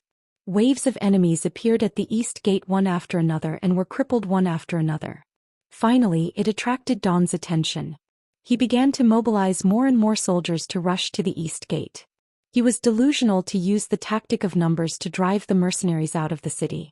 Guns are very powerful, but they will run out of gunpowder eventually. Don't be afraid, just rush forward. As long as you can kill one enemy, you will be rewarded with 10 taels of silver. As long as you snatch a gun, you will be rewarded with 100 taels of silver. Afraid that the soldiers below would not use their full strength, Dawn led his men to the east gate while constantly raising the bounty. He believed that under the stimulation of profits, there would definitely be people who did not care about their lives. As long as these people could rush to the front of the mercenaries, it would be time for their cold weapons to shine. When there is a great reward, there will always be brave men. This was undoubtedly a wise saying. Some people who chose to join the army were putting their lives on the line. They were already prepared to die. As the saying went, wealth comes from danger. In order to fight for a better future, many soldiers rushed toward Wuxia's second platoon like moths to a flame. Bam bam bam. Tat tat tat. The sound of gunshots continued. One by one, the enemies fell in the path of the charge. However, the momentum did not seem to have any intention of stopping. Many people were still moving forward with the help of their comrades' shadows. I only have one magazine left. When a cold vanguard warrior reached for his waist, he suddenly felt nothing and shouted subconsciously. I only have one magazine left too. I have 2 more. I don't even have one left. A cacophony of voices rushed into Wuxia's ears. While his face turned bitter, he could not help but turn around and shout, "Who told you to waste bullets like this?" Wuxia could not be blamed for saying this. Before the battle, every soldier had at least 2 basic sets of ammunition. For example, the 95 gun had 600 rounds of ammunition, a total of 20 magazines. At first they thought it would be enough. Who would have thought that they would run out of ammunition so quickly? Alright everyone, save your bullets. At the same time, equip your bayonets and prepare for close combat. Political Commissar Chen Bo also shook his head helplessly. There were too many enemies. From the moment they entered the city until now, they only had about 2,000 people, including the auxiliary soldiers. However, they had to face dozens of waves of enemies in turns. At least 20,000 to 30,000 enemies had been driven away, defeated, or killed by them. With such a glorious victory, it was reasonable that they did not have enough bullets. However, even if they did not have enough bullets, they could still fight in close combat. With their bone-deep training, they could even kill with cold weapons. The enemies would be terrified of them. Equip your bayonets. Commander Wuxia also knew that the situation was a bit critical. It was not the time to blame anyone, so he shouted loudly. Then he took out the bayonet from his waist and inserted it into the 95 gun. Suddenly, a flash of white light appeared like a soldier standing in a standard military posture, majestic. Kill. As he sprinted forward, he fired the last bullet in his magazine. Wuxia led the 1st Battalion, 2nd Battalion for support battalions, and 5,000 Laotian mercenaries as they charged forward. Rows of bullets were fired and the enemies fell to the ground one after another. The morale of the Golden Bian Dynasty soldiers, who wanted to take the opportunity to fight for their lives, dropped, and then they quickly retreated. The people running at the front were better off, but the enemies running at the back were in trouble. They didn't even have the chance to turn around before the mercenaries caught up with them. Then one by one the enemies exposed from behind were stabbed by bayonets and fell to the ground, covered in blood.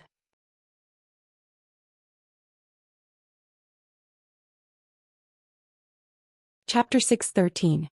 With a single charge, the 2,000-plus enemy troops were scattered and disintegrated. But before Wuxia and the others could catch their breath, another team of 1,000 soldiers came from not far away. The 2 sides met in a narrow street in the city. Only the brave would win, and a chaotic battle ensued. At this moment, Leng Feng and the auxiliary soldiers fully utilized the 3-on-3 tactic. The three of them worked as one and launched a bayonet charge as if it was their daily training. Every time a dazzling white bayonet was thrust forward, an enemy would be stabbed and fall to the ground. Intestines and blood flowed everywhere. The brave mercenaries also led the 5,000 Laotian mercenaries behind them. They were originally armed with cold weapons, either broadswords or spears. At this moment they finally came in handy. Following Leng Feng and the auxiliary soldiers, they also brandished their swords to kill the enemies, showing their strong combat power. The team of 7,000 people was like a torrent of steel, constantly killing the enemy and attracting the enemy's main force. After fighting for half an hour, the situation here finally attracted more soldiers of the Golden Bian dynasty. Especially when they heard that the mercenaries did not have guns, some of them felt that the time had come, so they stopped going to the north gate and went to the east gate. The pressure at the east gate was getting stronger and stronger, while the pressure at the north gate was getting weaker and weaker. When Chunyang and the others launched another long-range shooting, they found that the number of enemies was rapidly decreasing. When they could no longer form a human wall in front of them, Chunyang of the 3rd Battalion decisively said to the correspondent next to him, "Go and inform the 6th young master, the time has come." Yes, the time had come. The first attack at the north gate and the slaughter at the east gate were all for the third step, which was the joint attack of Leng Feng's 2nd Battalion, 14 auxiliary battalions, and the 15,000 Laotian mercenaries. Considering that there were 150,000 soldiers of the Golden Bian dynasty in the city, if they all attacked from one gate, it was likely that the gate would be blocked. In the end, they would block the way with only the corpses blocking the way. If that was the case, the enemies would have enough time to escape, which would not achieve the goal of severely injuring the enemy. Therefore there were two waves of feints. Most of the enemies had gone over to the east gate, leaving the north gate empty. When Yang Qindong received the news, he immediately gave the order to launch an all-out attack. More than 20,000 mercenaries poured in from the north gate, joining up with Spring Sun's Cold Vanguard 3 battalions as they rushed into Dragon River City. The 30,000-strong army was like a whirlwind and no one could stop them. They used machine guns, submachine guns and semi-automatic rifles to kill anyone who tried to get close to them. The north gate suddenly became the main attacking force, which made Duane, who was rushing to the east gate, turn pale with fright. This confusion confused him. Where exactly was the enemy's main force, and where should he place his troops to defend? At this time the 150,000 soldiers of the Golden Bian dynasty were in a mess. There were even some soldiers who had been rushing back and forth between the north and east gates. Just as they were about to reach the east gate from the north gate, they received a military order to return to the north gate. These generals were all puzzled and thought about the stupidity of the commanding general. However, they had no choice but to turn around and return to the north gate. It was obviously too late to turn back now. The mercenaries had entered the city, and they were attacking while stabilizing their defense line. As they pushed forward step by step, the entire 5 streets near the north gate were successfully taken over by them. After the first step, they began the second step of the attack. The mercenaries divided into more than a dozen teams in different directions, spreading rapidly to the surroundings like a spreading virus, and no one could stop them. A platoon could often be divided into groups. Once they met the enemy's 100-man team, they would raise their guns and fight. With the advantage of weapons, it was easy for a platoon to fight 100. Once they encountered a 1,000-man enemy, they would retreat while fighting, waiting for their enemies to drop dead bodies in the process. Often, as they fought, another mercenary squad would appear from another street.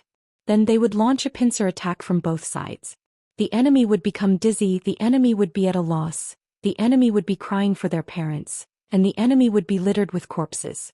More and more mercenary teams began to show their terrible lethality and destructive power, slowly giving the soldiers of the Golden Bian dynasty in the city a feeling that there were enemies everywhere, that there was danger everywhere, and that there was nowhere safe. In such an environment, the enemy's morale was rapidly disintegrating. After more than 8 hours of resistance before night fell, the tight string finally broke. The morale of the soldiers of the Golden Bian dynasty fell to the bottom at that moment, and a large number of defeated soldiers and deserters began to appear. The situation was irreversible. Under the blurred vision, the inspectorate could not see the situation on the battlefield clearly, and more people had the opportunity to escape. As some of the bolder ones took the lead to leave, more and more soldiers began to flee. Black shadows could be seen everywhere in the darkness. Some soldiers even sneaked away 20 meters in front of the inspectorate team. It was almost an open and above-board move. General Damon did not notice all of this. Since the mercenaries attacked at 1 o'clock in the afternoon until now, 4 or 5 hours had passed. He was panicking all the time, and now he finally had a chance to have a good rest. Under the protection of a group of guards, he leaned against a battlement at the corner of the street and fell asleep. The environment was not good, and there was not even a simple camp bed. However, to the exhausted General Dagon, this was nothing. All he needed was peace and quiet, that was all. In ancient times, people were malnourished and were prone to night blindness. In addition, it was difficult for people to recognize their comrades and enemies from a long distance in a night battle. Therefore, unless it was necessary, no army was willing to fight at night. In comparison, the mercenaries were naturally fearless. In fact, their daily training included night battle training. But tonight, when there was almost no moon in the sky, Yang Qindong made the unprecedented decision to let everyone rest. Although the battle during the day only lasted for an afternoon, because of the large number of enemies, the battle was very fierce from the beginning. This was especially true for the 1st and 2nd Battalions of the 3rd Regiment of the Cold Front. Not only did they use up all of their ammunition, but they also engaged in hand-to-hand combat. They were so good at using the 3-on-3 tactic that the enemies were terrified. Because of this, 1/3 of the soldiers in the 1st and 2nd Battalions were injured. Although most of the injuries were minor, if they were not treated in time, it would be easy for small problems to become big problems. With so many injured soldiers, they needed to rest. After the hard battle during the day, the soldiers of the 1st and 2nd Battalions also needed to rest. In addition, they had used up too much ammunition during the day and urgently needed to replenish it. Yang Qindong simply gave the order for the entire army to rest. He believed that after a good night's sleep, the soldiers would be full of energy the next day and return to the fierce battlefield. Other than the soldiers who were in charge of night duty, most of the soldiers leaned on each other or found a relatively clean place to lie down and sleep. As the commander-in-chief, Yang Qindong did not rest with everyone. With the existence of the key, he only needed to rest for 2 hours a day to recover to his peak condition. Occasionally, it was not a problem for him to not sleep for a night. Without rest, he led Beta Persei and some of the members of the 1st Guard Squad to walk through the streets that they had previously occupied. The entire street was still filled with the stench of blood. Although most of the corpses had been moved away, the blood could not be washed away in a short period of time. When the stench of blood was combined together, it was inevitable that it would give rise to a very unpleasant smell that made people want to vomit. Fortunately, it was not the first time that the soldiers of the Cold Front and the auxiliary soldiers were on the battlefield. Although the smell was unpleasant, it was not unbearable. Besides, why would people care about the smell when they were tired? In this way, under the unpleasant smell, the soldiers of the mercenary army fell asleep everywhere in the streets and alleys. They were not cut down to the ground, but they were so tired that they simply found an open space to sleep. In the battle during the day, the army of the Golden Bian dynasty showed a strong resistance. Dawn was indeed worthy of the title of the first general. His tenacious fighting spirit made the mercenaries put in a lot of effort. Coupled with the role of the inspectorate, they fully showed the demeanor of a strong second-class army. Previously, Yang Qindong divided the army into 4 classes. The strong Cold Front was the first class. When the number of enemies was too high, a second-class army was enough to threaten a first-class army. This battle was a bit difficult, so it was reasonable that the soldiers were tired. Walking on the street, Yang Qindong's eyes were filled with adorable and tired soldiers. Once he noticed that a soldier's hands and feet were exposed outside of the blanket, Yang Qindong would step forward and help cover them up again. If the soldiers knew about this scene, they would be extremely excited. After all, it was their 6th young master who personally helped them to tuck in the corners of their blankets. Yang Qindong wasn't the only one who helped. Yang Qindong, who was beside him, and the members of the 1st Guard team who followed him also helped. There were too many soldiers and they were too tired.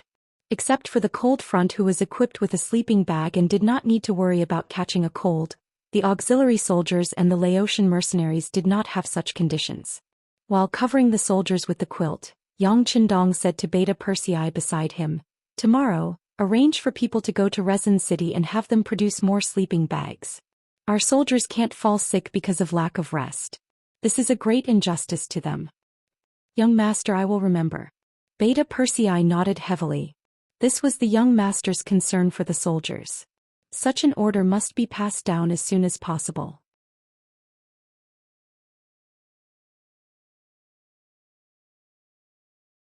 Chapter 6:14.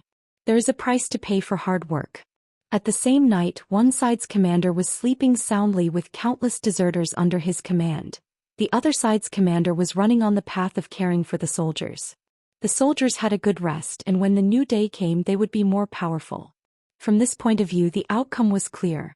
The sky finally brightened. Beta Persei, who was beside Yang Chendong, had been replaced by Tiger's Mane. He was busy making a bowl of hot porridge and sending it over. Sixth young master, the porridge just came out of the pot. Try it. Yang Chendong took the porridge, took a sip and sighed. It tastes good and it has a lot of calories. Very good. Although the porridge was not made by himself, Tiger's Mane grinned when he saw that Yang Chendong was satisfied. By the way, have the other soldiers drunk? Yang Chendong just sighed and then focused on the soldiers. They are all queuing up to drink. By the way, young master, the scouts have sent information that at least half of the enemies escaped last night. Today's battle should be much easier. When it came to business, Tiger's Mane also restrained his smile and changed into a serious look. Well, this time the enemy is more stubborn and their strength is still barely enough. Fighting with such an enemy will be of great help to improve the combat power and will of the soldiers. But at the same time, this is also the main force of the Gilded Dynasty. According to the intelligence of the Security Bureau, defeating them is equivalent to breaking their backbone. It will be much easier to conquer them next. At this point, Yang Chendong raised his head and poured the entire bowl of porridge into his mouth. At this time he had a heroic aura on his face. Pass down the order. We'll launch the attack in half an hour. Deep in Chuanlong City. Compared to Yang Chendong's heroism and hot-bloodedness, Dagon's face was filled with rage. Who would have thought that after he woke up from his sleep, he would realize that more than 50,000 of his soldiers had run away in just one night. Including those who had died on the battlefield yesterday, he now had less than 50,000 soldiers that he could use. What's going on? Didn't I tell you not to open the South City Gate? Where did those people escape from? Don't tell me all 50,000 of them jumped down from the tower? Dagon asked in disbelief. If it was only a few hundred soldiers using ropes and other objects to escape from the city gate tower, he could still understand. However, how could he accept the fact that 50,000 people escaped in one night? The bodyguard who was asked had a bitter look on his face. Knowing that the general was angry, not only could he not leave, but he could only stay here and explain. Thus he carefully answered, "General, it was the captain guarding the southern gate who opened the gate and escaped, so, bastard." After hearing the explanation, Dagon raised his leg and kicked him. The bodyguard who was half kneeling was unlucky. He fell to the ground and wailed in pain. Ignoring the soldier's pain, Dagon pulled out the saber on his waist and roared, "So what if 50,000 people escaped? I still have 50,000 men, which is more than the mercenaries. Today I will fight them to the death." Dagon's words were filled with pride, but the dozen or so bodyguards beside him all fell to their knees and pleaded, "General, you can't do that.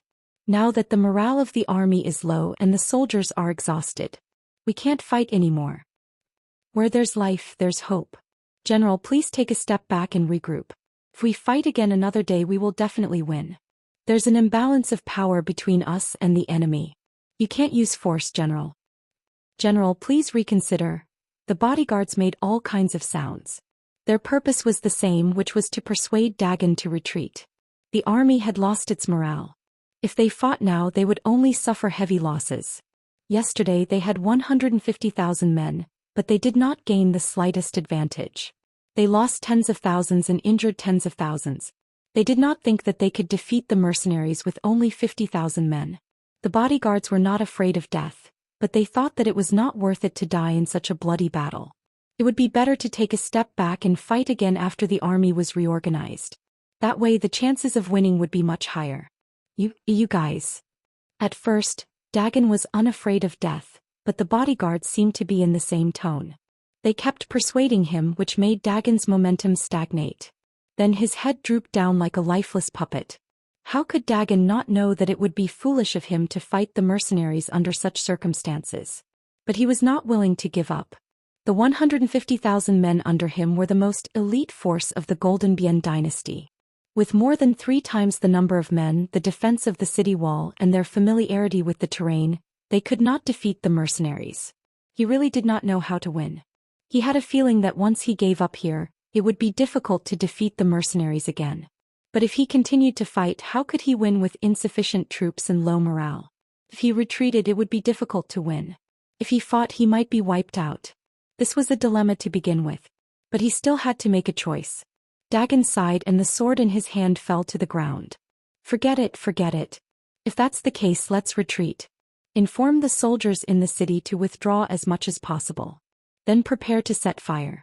Even if we leave, we can't let the enemy have a good time. Dagon finally made the decision to retreat, which made the bodyguards happy. This proved that they did not have to die, so they nodded and agreed. But before they could pass the order, the familiar gunshots suddenly sounded, and then became more and more frequent. It seemed that they were not far away. Not good, the mercenaries are attacking. General, let's go, or I'm afraid it's too late. The bodyguards heard the gunshots that were getting closer and closer. Their faces changed drastically and they rushed to Dagon's side. If he did not retreat, they would carry him and retreat. Retreat. Dagon wanted to say something tough, but he did not know why. When he heard the gunshots, he was a little scared. Perhaps it was the psychological trauma left by yesterday's battle. But since the enemy had attacked and he was not fully prepared, it would be meaningless to continue fighting. It was better to retreat now and save some strength anyway.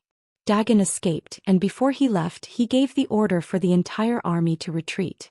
However, because the mercenaries had launched their attack too early, and because they had replenished their ammunition, many of the enemies were caught before they could escape. In the end, only 20,000 of the 50,000 managed to escape. After General Dagon fled, the mercenaries did not pursue, but began to clean up the enemy forces in the city. The battle lasted from morning to night, and the situation was basically stabilized. Compared to yesterday, Lung Feng did not have any casualties today, and only 3 soldiers were slightly injured. 13 auxiliary soldiers were killed and 100 were injured. More than 100 Laotian mercenaries were killed and more than 1,000 were injured. In exchange, they captured more than 40,000 enemies and killed more than 10,000 enemies. In addition to yesterday's battle, they killed more than 30,000 enemies and captured 50,000 enemies in the Battle of Chuanlong City. More than half of the 150,000 soldiers of the Golden Border Dynasty were killed, and 80,000 of them were killed. Hurry up and search for anything edible and useful in the city. The troops will rest as they move. We will rest for one more night. Tomorrow morning we will move towards Suwing City. After Yang Chendong received the final battle statistics, he immediately issued a new order. In the morning of the second day, the main force of the mercenaries went straight out of Longchuan City, and in just 2 days they arrived outside Suwing City. Suwing City was one of the biggest cities in the Golden Border Dynasty, and it was an important crossroad to the capital of the Golden Border Dynasty. From here one could enter Golden Rim City from Pingzhan City in the north. One could also enter Bolomian City in the east.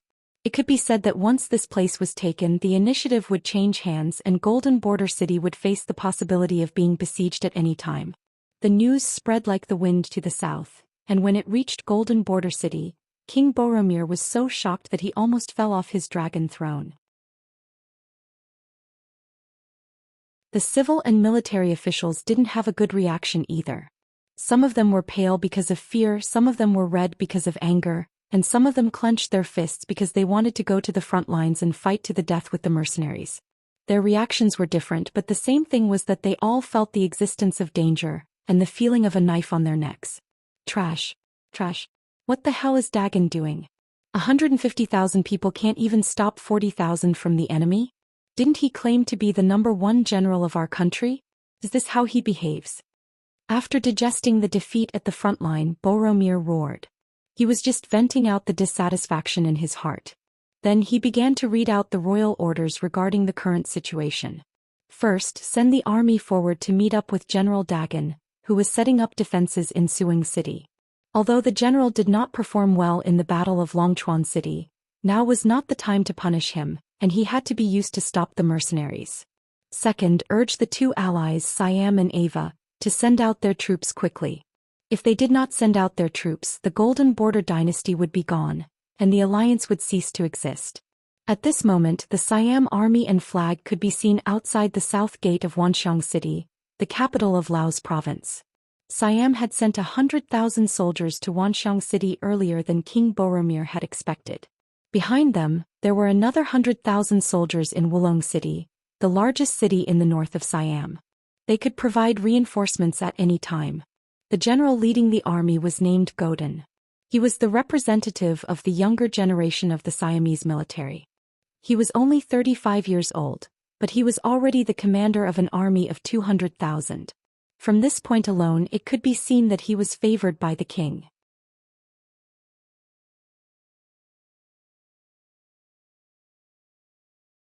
Chapter 6:15. Riding on a horse, dressed in a general's armor, Lan Tsang's face was full of confidence. Below Wanxiang City, Godin was full of pride and arrogance. Beside Godin was the famous general of Jiaoji Fan Yuhai. This person was like a ghost who always made the right choice on the battlefield, escaping the pursuit and punishment of the mercenaries time and time again. This time Fan Yuhai followed the Siam army and brought along 5,000 elite cavalrymen. After many rounds of elimination, the remaining 5,000 were undoubtedly the best of the best. According to Yang Qindong's evaluation, they had surpassed the standard of a second-class army and were moving towards a first-class army. General Fan, how long do you think it will take for our army to conquer Wanxiang City? With an arrogant expression, Godin raised his head as he spoke, as if he would not be able to match his status if he did not do so. General Fan, the Siam army is made up of elite soldiers. It's just a small Wanxiang City, we should be able to conquer it in less than 3 days. Fan Yuhai's face was calm and even seemed a little low-key. He was not as arrogant as Godin, but even so he had a dazzling aura and was not to be underestimated. Ha ha ha. Hearing Fan Yuhai's reply, Godin laughed out loud. Alright, I'll take your blessings. Come on, charge and conquer Wanxiang City within 3 days. Then I'll allow you to conquer the city for 1 day. Conquering the city for 1 day meant that within 1 day after conquering the city, the soldiers could take whatever they wanted. As long as they took it, it would belong to them and they would not have to hand it over. This was a special reward for the soldiers. Kill, kill, kill. When the soldiers heard the benefits promised by the general, they all roared loudly, bursting with a strong fighting spirit and morale. On the south wall of Wanxiang City, the governor of Laos, Luan Shaochen, was supporting himself on the battlements. His eyes were filled with determination as he looked at the 100,000 Siam soldiers below the city. The speed of the Siam army's appearance was far beyond Luan Shaochen's imagination. However, he was not afraid. Not to mention the strong confidence that Yang Qindong brought him, he himself had a strong confidence at the moment. All of this came from the company of Lung Feng, 2 battalions of auxiliary soldiers and the 10,000 Laos mercenaries led by General He Guang. With a strong city and 10,000 strong soldiers by his side, Luan Shaochen had no reason to be afraid of the 100,000 Siam soldiers. Furthermore, the 6th young master would soon hear about what happened here. He only needed to defend for a while and reinforcements would arrive. That would be the moment of victory. Everyone get ready for battle. Lung Feng and the auxiliary troops, aim and shoot. Whoever dares to approach the catapults will die. Standing below the city gate tower, Luan Shaochen, who was only 18 years old, had a bright light flashing in his eyes. His body was full of fighting spirit. When he was in Crimson Castle, he had the experience of training auxiliary soldiers. During the Battle of Ryukyu Island, he had also participated in the battle as a political instructor. He was no longer a war newbie. At this moment he was not afraid. Instead, he was filled with fighting spirit and vigor. After receiving the order, Lung Feng and the auxiliary soldiers on the city wall immediately looked for the best shooting position and aimed at the slowly approaching catapults. Catapults were a siege weapon that had been around for a long time. They had always been used to break through a strong city. They could throw out huge rocks in an instant. When the rocks hit the ground, they could cause great damage. It was extremely useful for suppressing the enemy's attack or destroying the enemy's defense. Of course, such a war weapon had its fatal weakness. For example, if the attack distance was too short, its strength would decrease after a mile and it would not be able to use its advantage. Another example would be the lack of accuracy when attacking the target. Often when a rock was thrown out, it would not be able to predict where it would fly. Most of the time it depended on luck. Even so, catapults were still widely used. It was because the technology was too simple. Usually the armies of small countries would use it. It was not like artillery, which required a large amount of manpower, resources and energy. Even if Xianxia city was powerful, the current arsenal was still unable to produce artillery. The best they could do was make some grenades and landmines. All the artillery they used now came from a large warehouse. Fortunately, after obtaining the advanced books from Yangqindong, the munition factory in Crimson City had no problems producing shells of various calibers. Their research on cannons had also made some progress. Given enough time, it was only a matter of time before the cannons were born. The Siamese army did not have any cannons. The mercenaries stationed in Wanxiang City also did not have any cannons. Yang Qindong would not be at ease leaving such powerful weapons anywhere unless he had a strong military force. Otherwise, if this matter was leaked out, it would not be helping Laos but harming it. There would be people who would think of ways to deal with it. The chances of them being targeted would only be higher. There were no cannons, but there were still 10 Type 40 rocket launchers, hundreds of artillery shells, grenades and landmines. Wan Shaoqian had already buried the landmine 300 meters away from Wanxiang City's southern gate. He had led the entire Leng Feng company to set them up at night. Even many officials in the provincial government did not know about this matter. At a distance of 300 meters, the sound of an explosion would not affect the soldiers guarding the city and could even kill the enemy. It couldn't be any better. However, this was just a method. The real battle depended on the performance of both sides. How to prevent the enemy's catapults from getting close to the city and not letting them do their job was the most important thing in a city defense battle. One li was 500 meters. At such a distance, if it was a cold weapon battle, it would be impossible to do anything. As the defending side, no matter what kind of bow and arrow they used, they would not be able to hit the catapults from such a distance. They could only shrink back and let the enemy attack. Since the enemy could not hit accurately, it was all about luck. The same thing happened to the mercenaries, but it was different. They had the Type 95 and Type 81 rifles, which could easily hit the catapults up to 600 meters away. Naturally, they had the ability to control the catapults. What they needed to do now was to prevent the enemy from getting close. Wan Shaoqian gave the order. The Leng Feng company and the auxiliary soldiers, who were in charge of the first batch of attacks, looked for the best positions. They focused their attention and waited for the enemy's catapults to get closer. In their line of sight, the catapults with large wooden wheels were slowly approaching. As long as they got close enough, they would be able to hit the catapults with boulders. Regardless of the effect, at least the momentum would be there. Then when the soldiers charged with all their might, if they were lucky, they would be able to set up scaling ladders. Perhaps they would be able to take down the city tower in one go. If they were unlucky, it would be a battle of distance. In the end, the weaker side would be the winner. 700 meters, 650 meters. A soldier from the Leng Feng company made a judgment with his sharp eyesight. His voice was heard by his comrades. Even if the catapults were 700 meters away, they would still be able to hit them with their rifles. However, they did not do so in order to pursue accuracy. They did not want to amaze the world with a single brilliant feat, 620 meters. 600 meters fire. When the Siamese soldiers finally reached the optimal firing range, gunshots rang out. Because it was daytime, they couldn't see the gunfire clearly, but the sound of gunfire did not stop. Then the Siamese soldiers around the catapults fell to the ground one by one as if they had been bewitched. Is this the power of the new repeating rifles? Not bad. Riding on his horse, General Gordon squinted his eyes with an arrogant expression. Then his surprise turned into excitement. Before they came, the military had obtained some information about the mercenaries. Naturally, they could not hide something like the rifles from them. After meeting Fan Yuhai, he had a better understanding of the situation.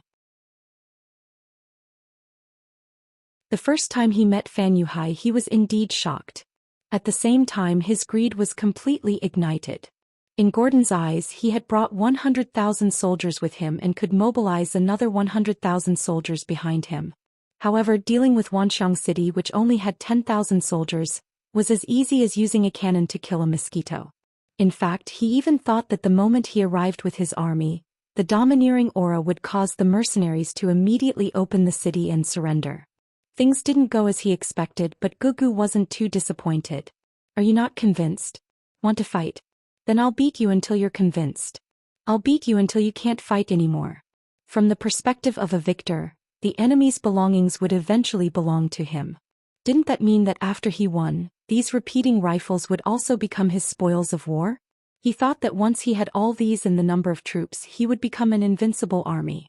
At that time, Siam would inevitably become the core of this region and enjoy a glorious situation like the Great Ming Dynasty, where thousands of countries came to pay homage to it. As the general who had made the greatest contribution to the war, wouldn't he also have great power and authority and be respected by everyone?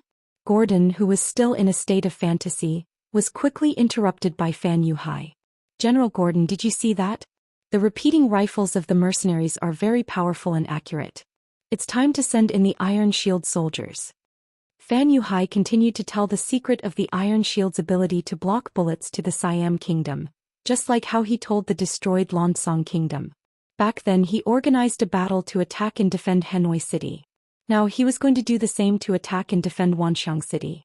The difference was that Luan Shaochen, who was also a provincial governor, was very careful. He guarded every city gate and made it impossible for them to launch a sneak attack. They had no choice but to attack the city openly. You're tuning in to the Zhou Xian's Legacy YouTube channel. Don't forget to subscribe and join us on this journey to catch the most captivating stories.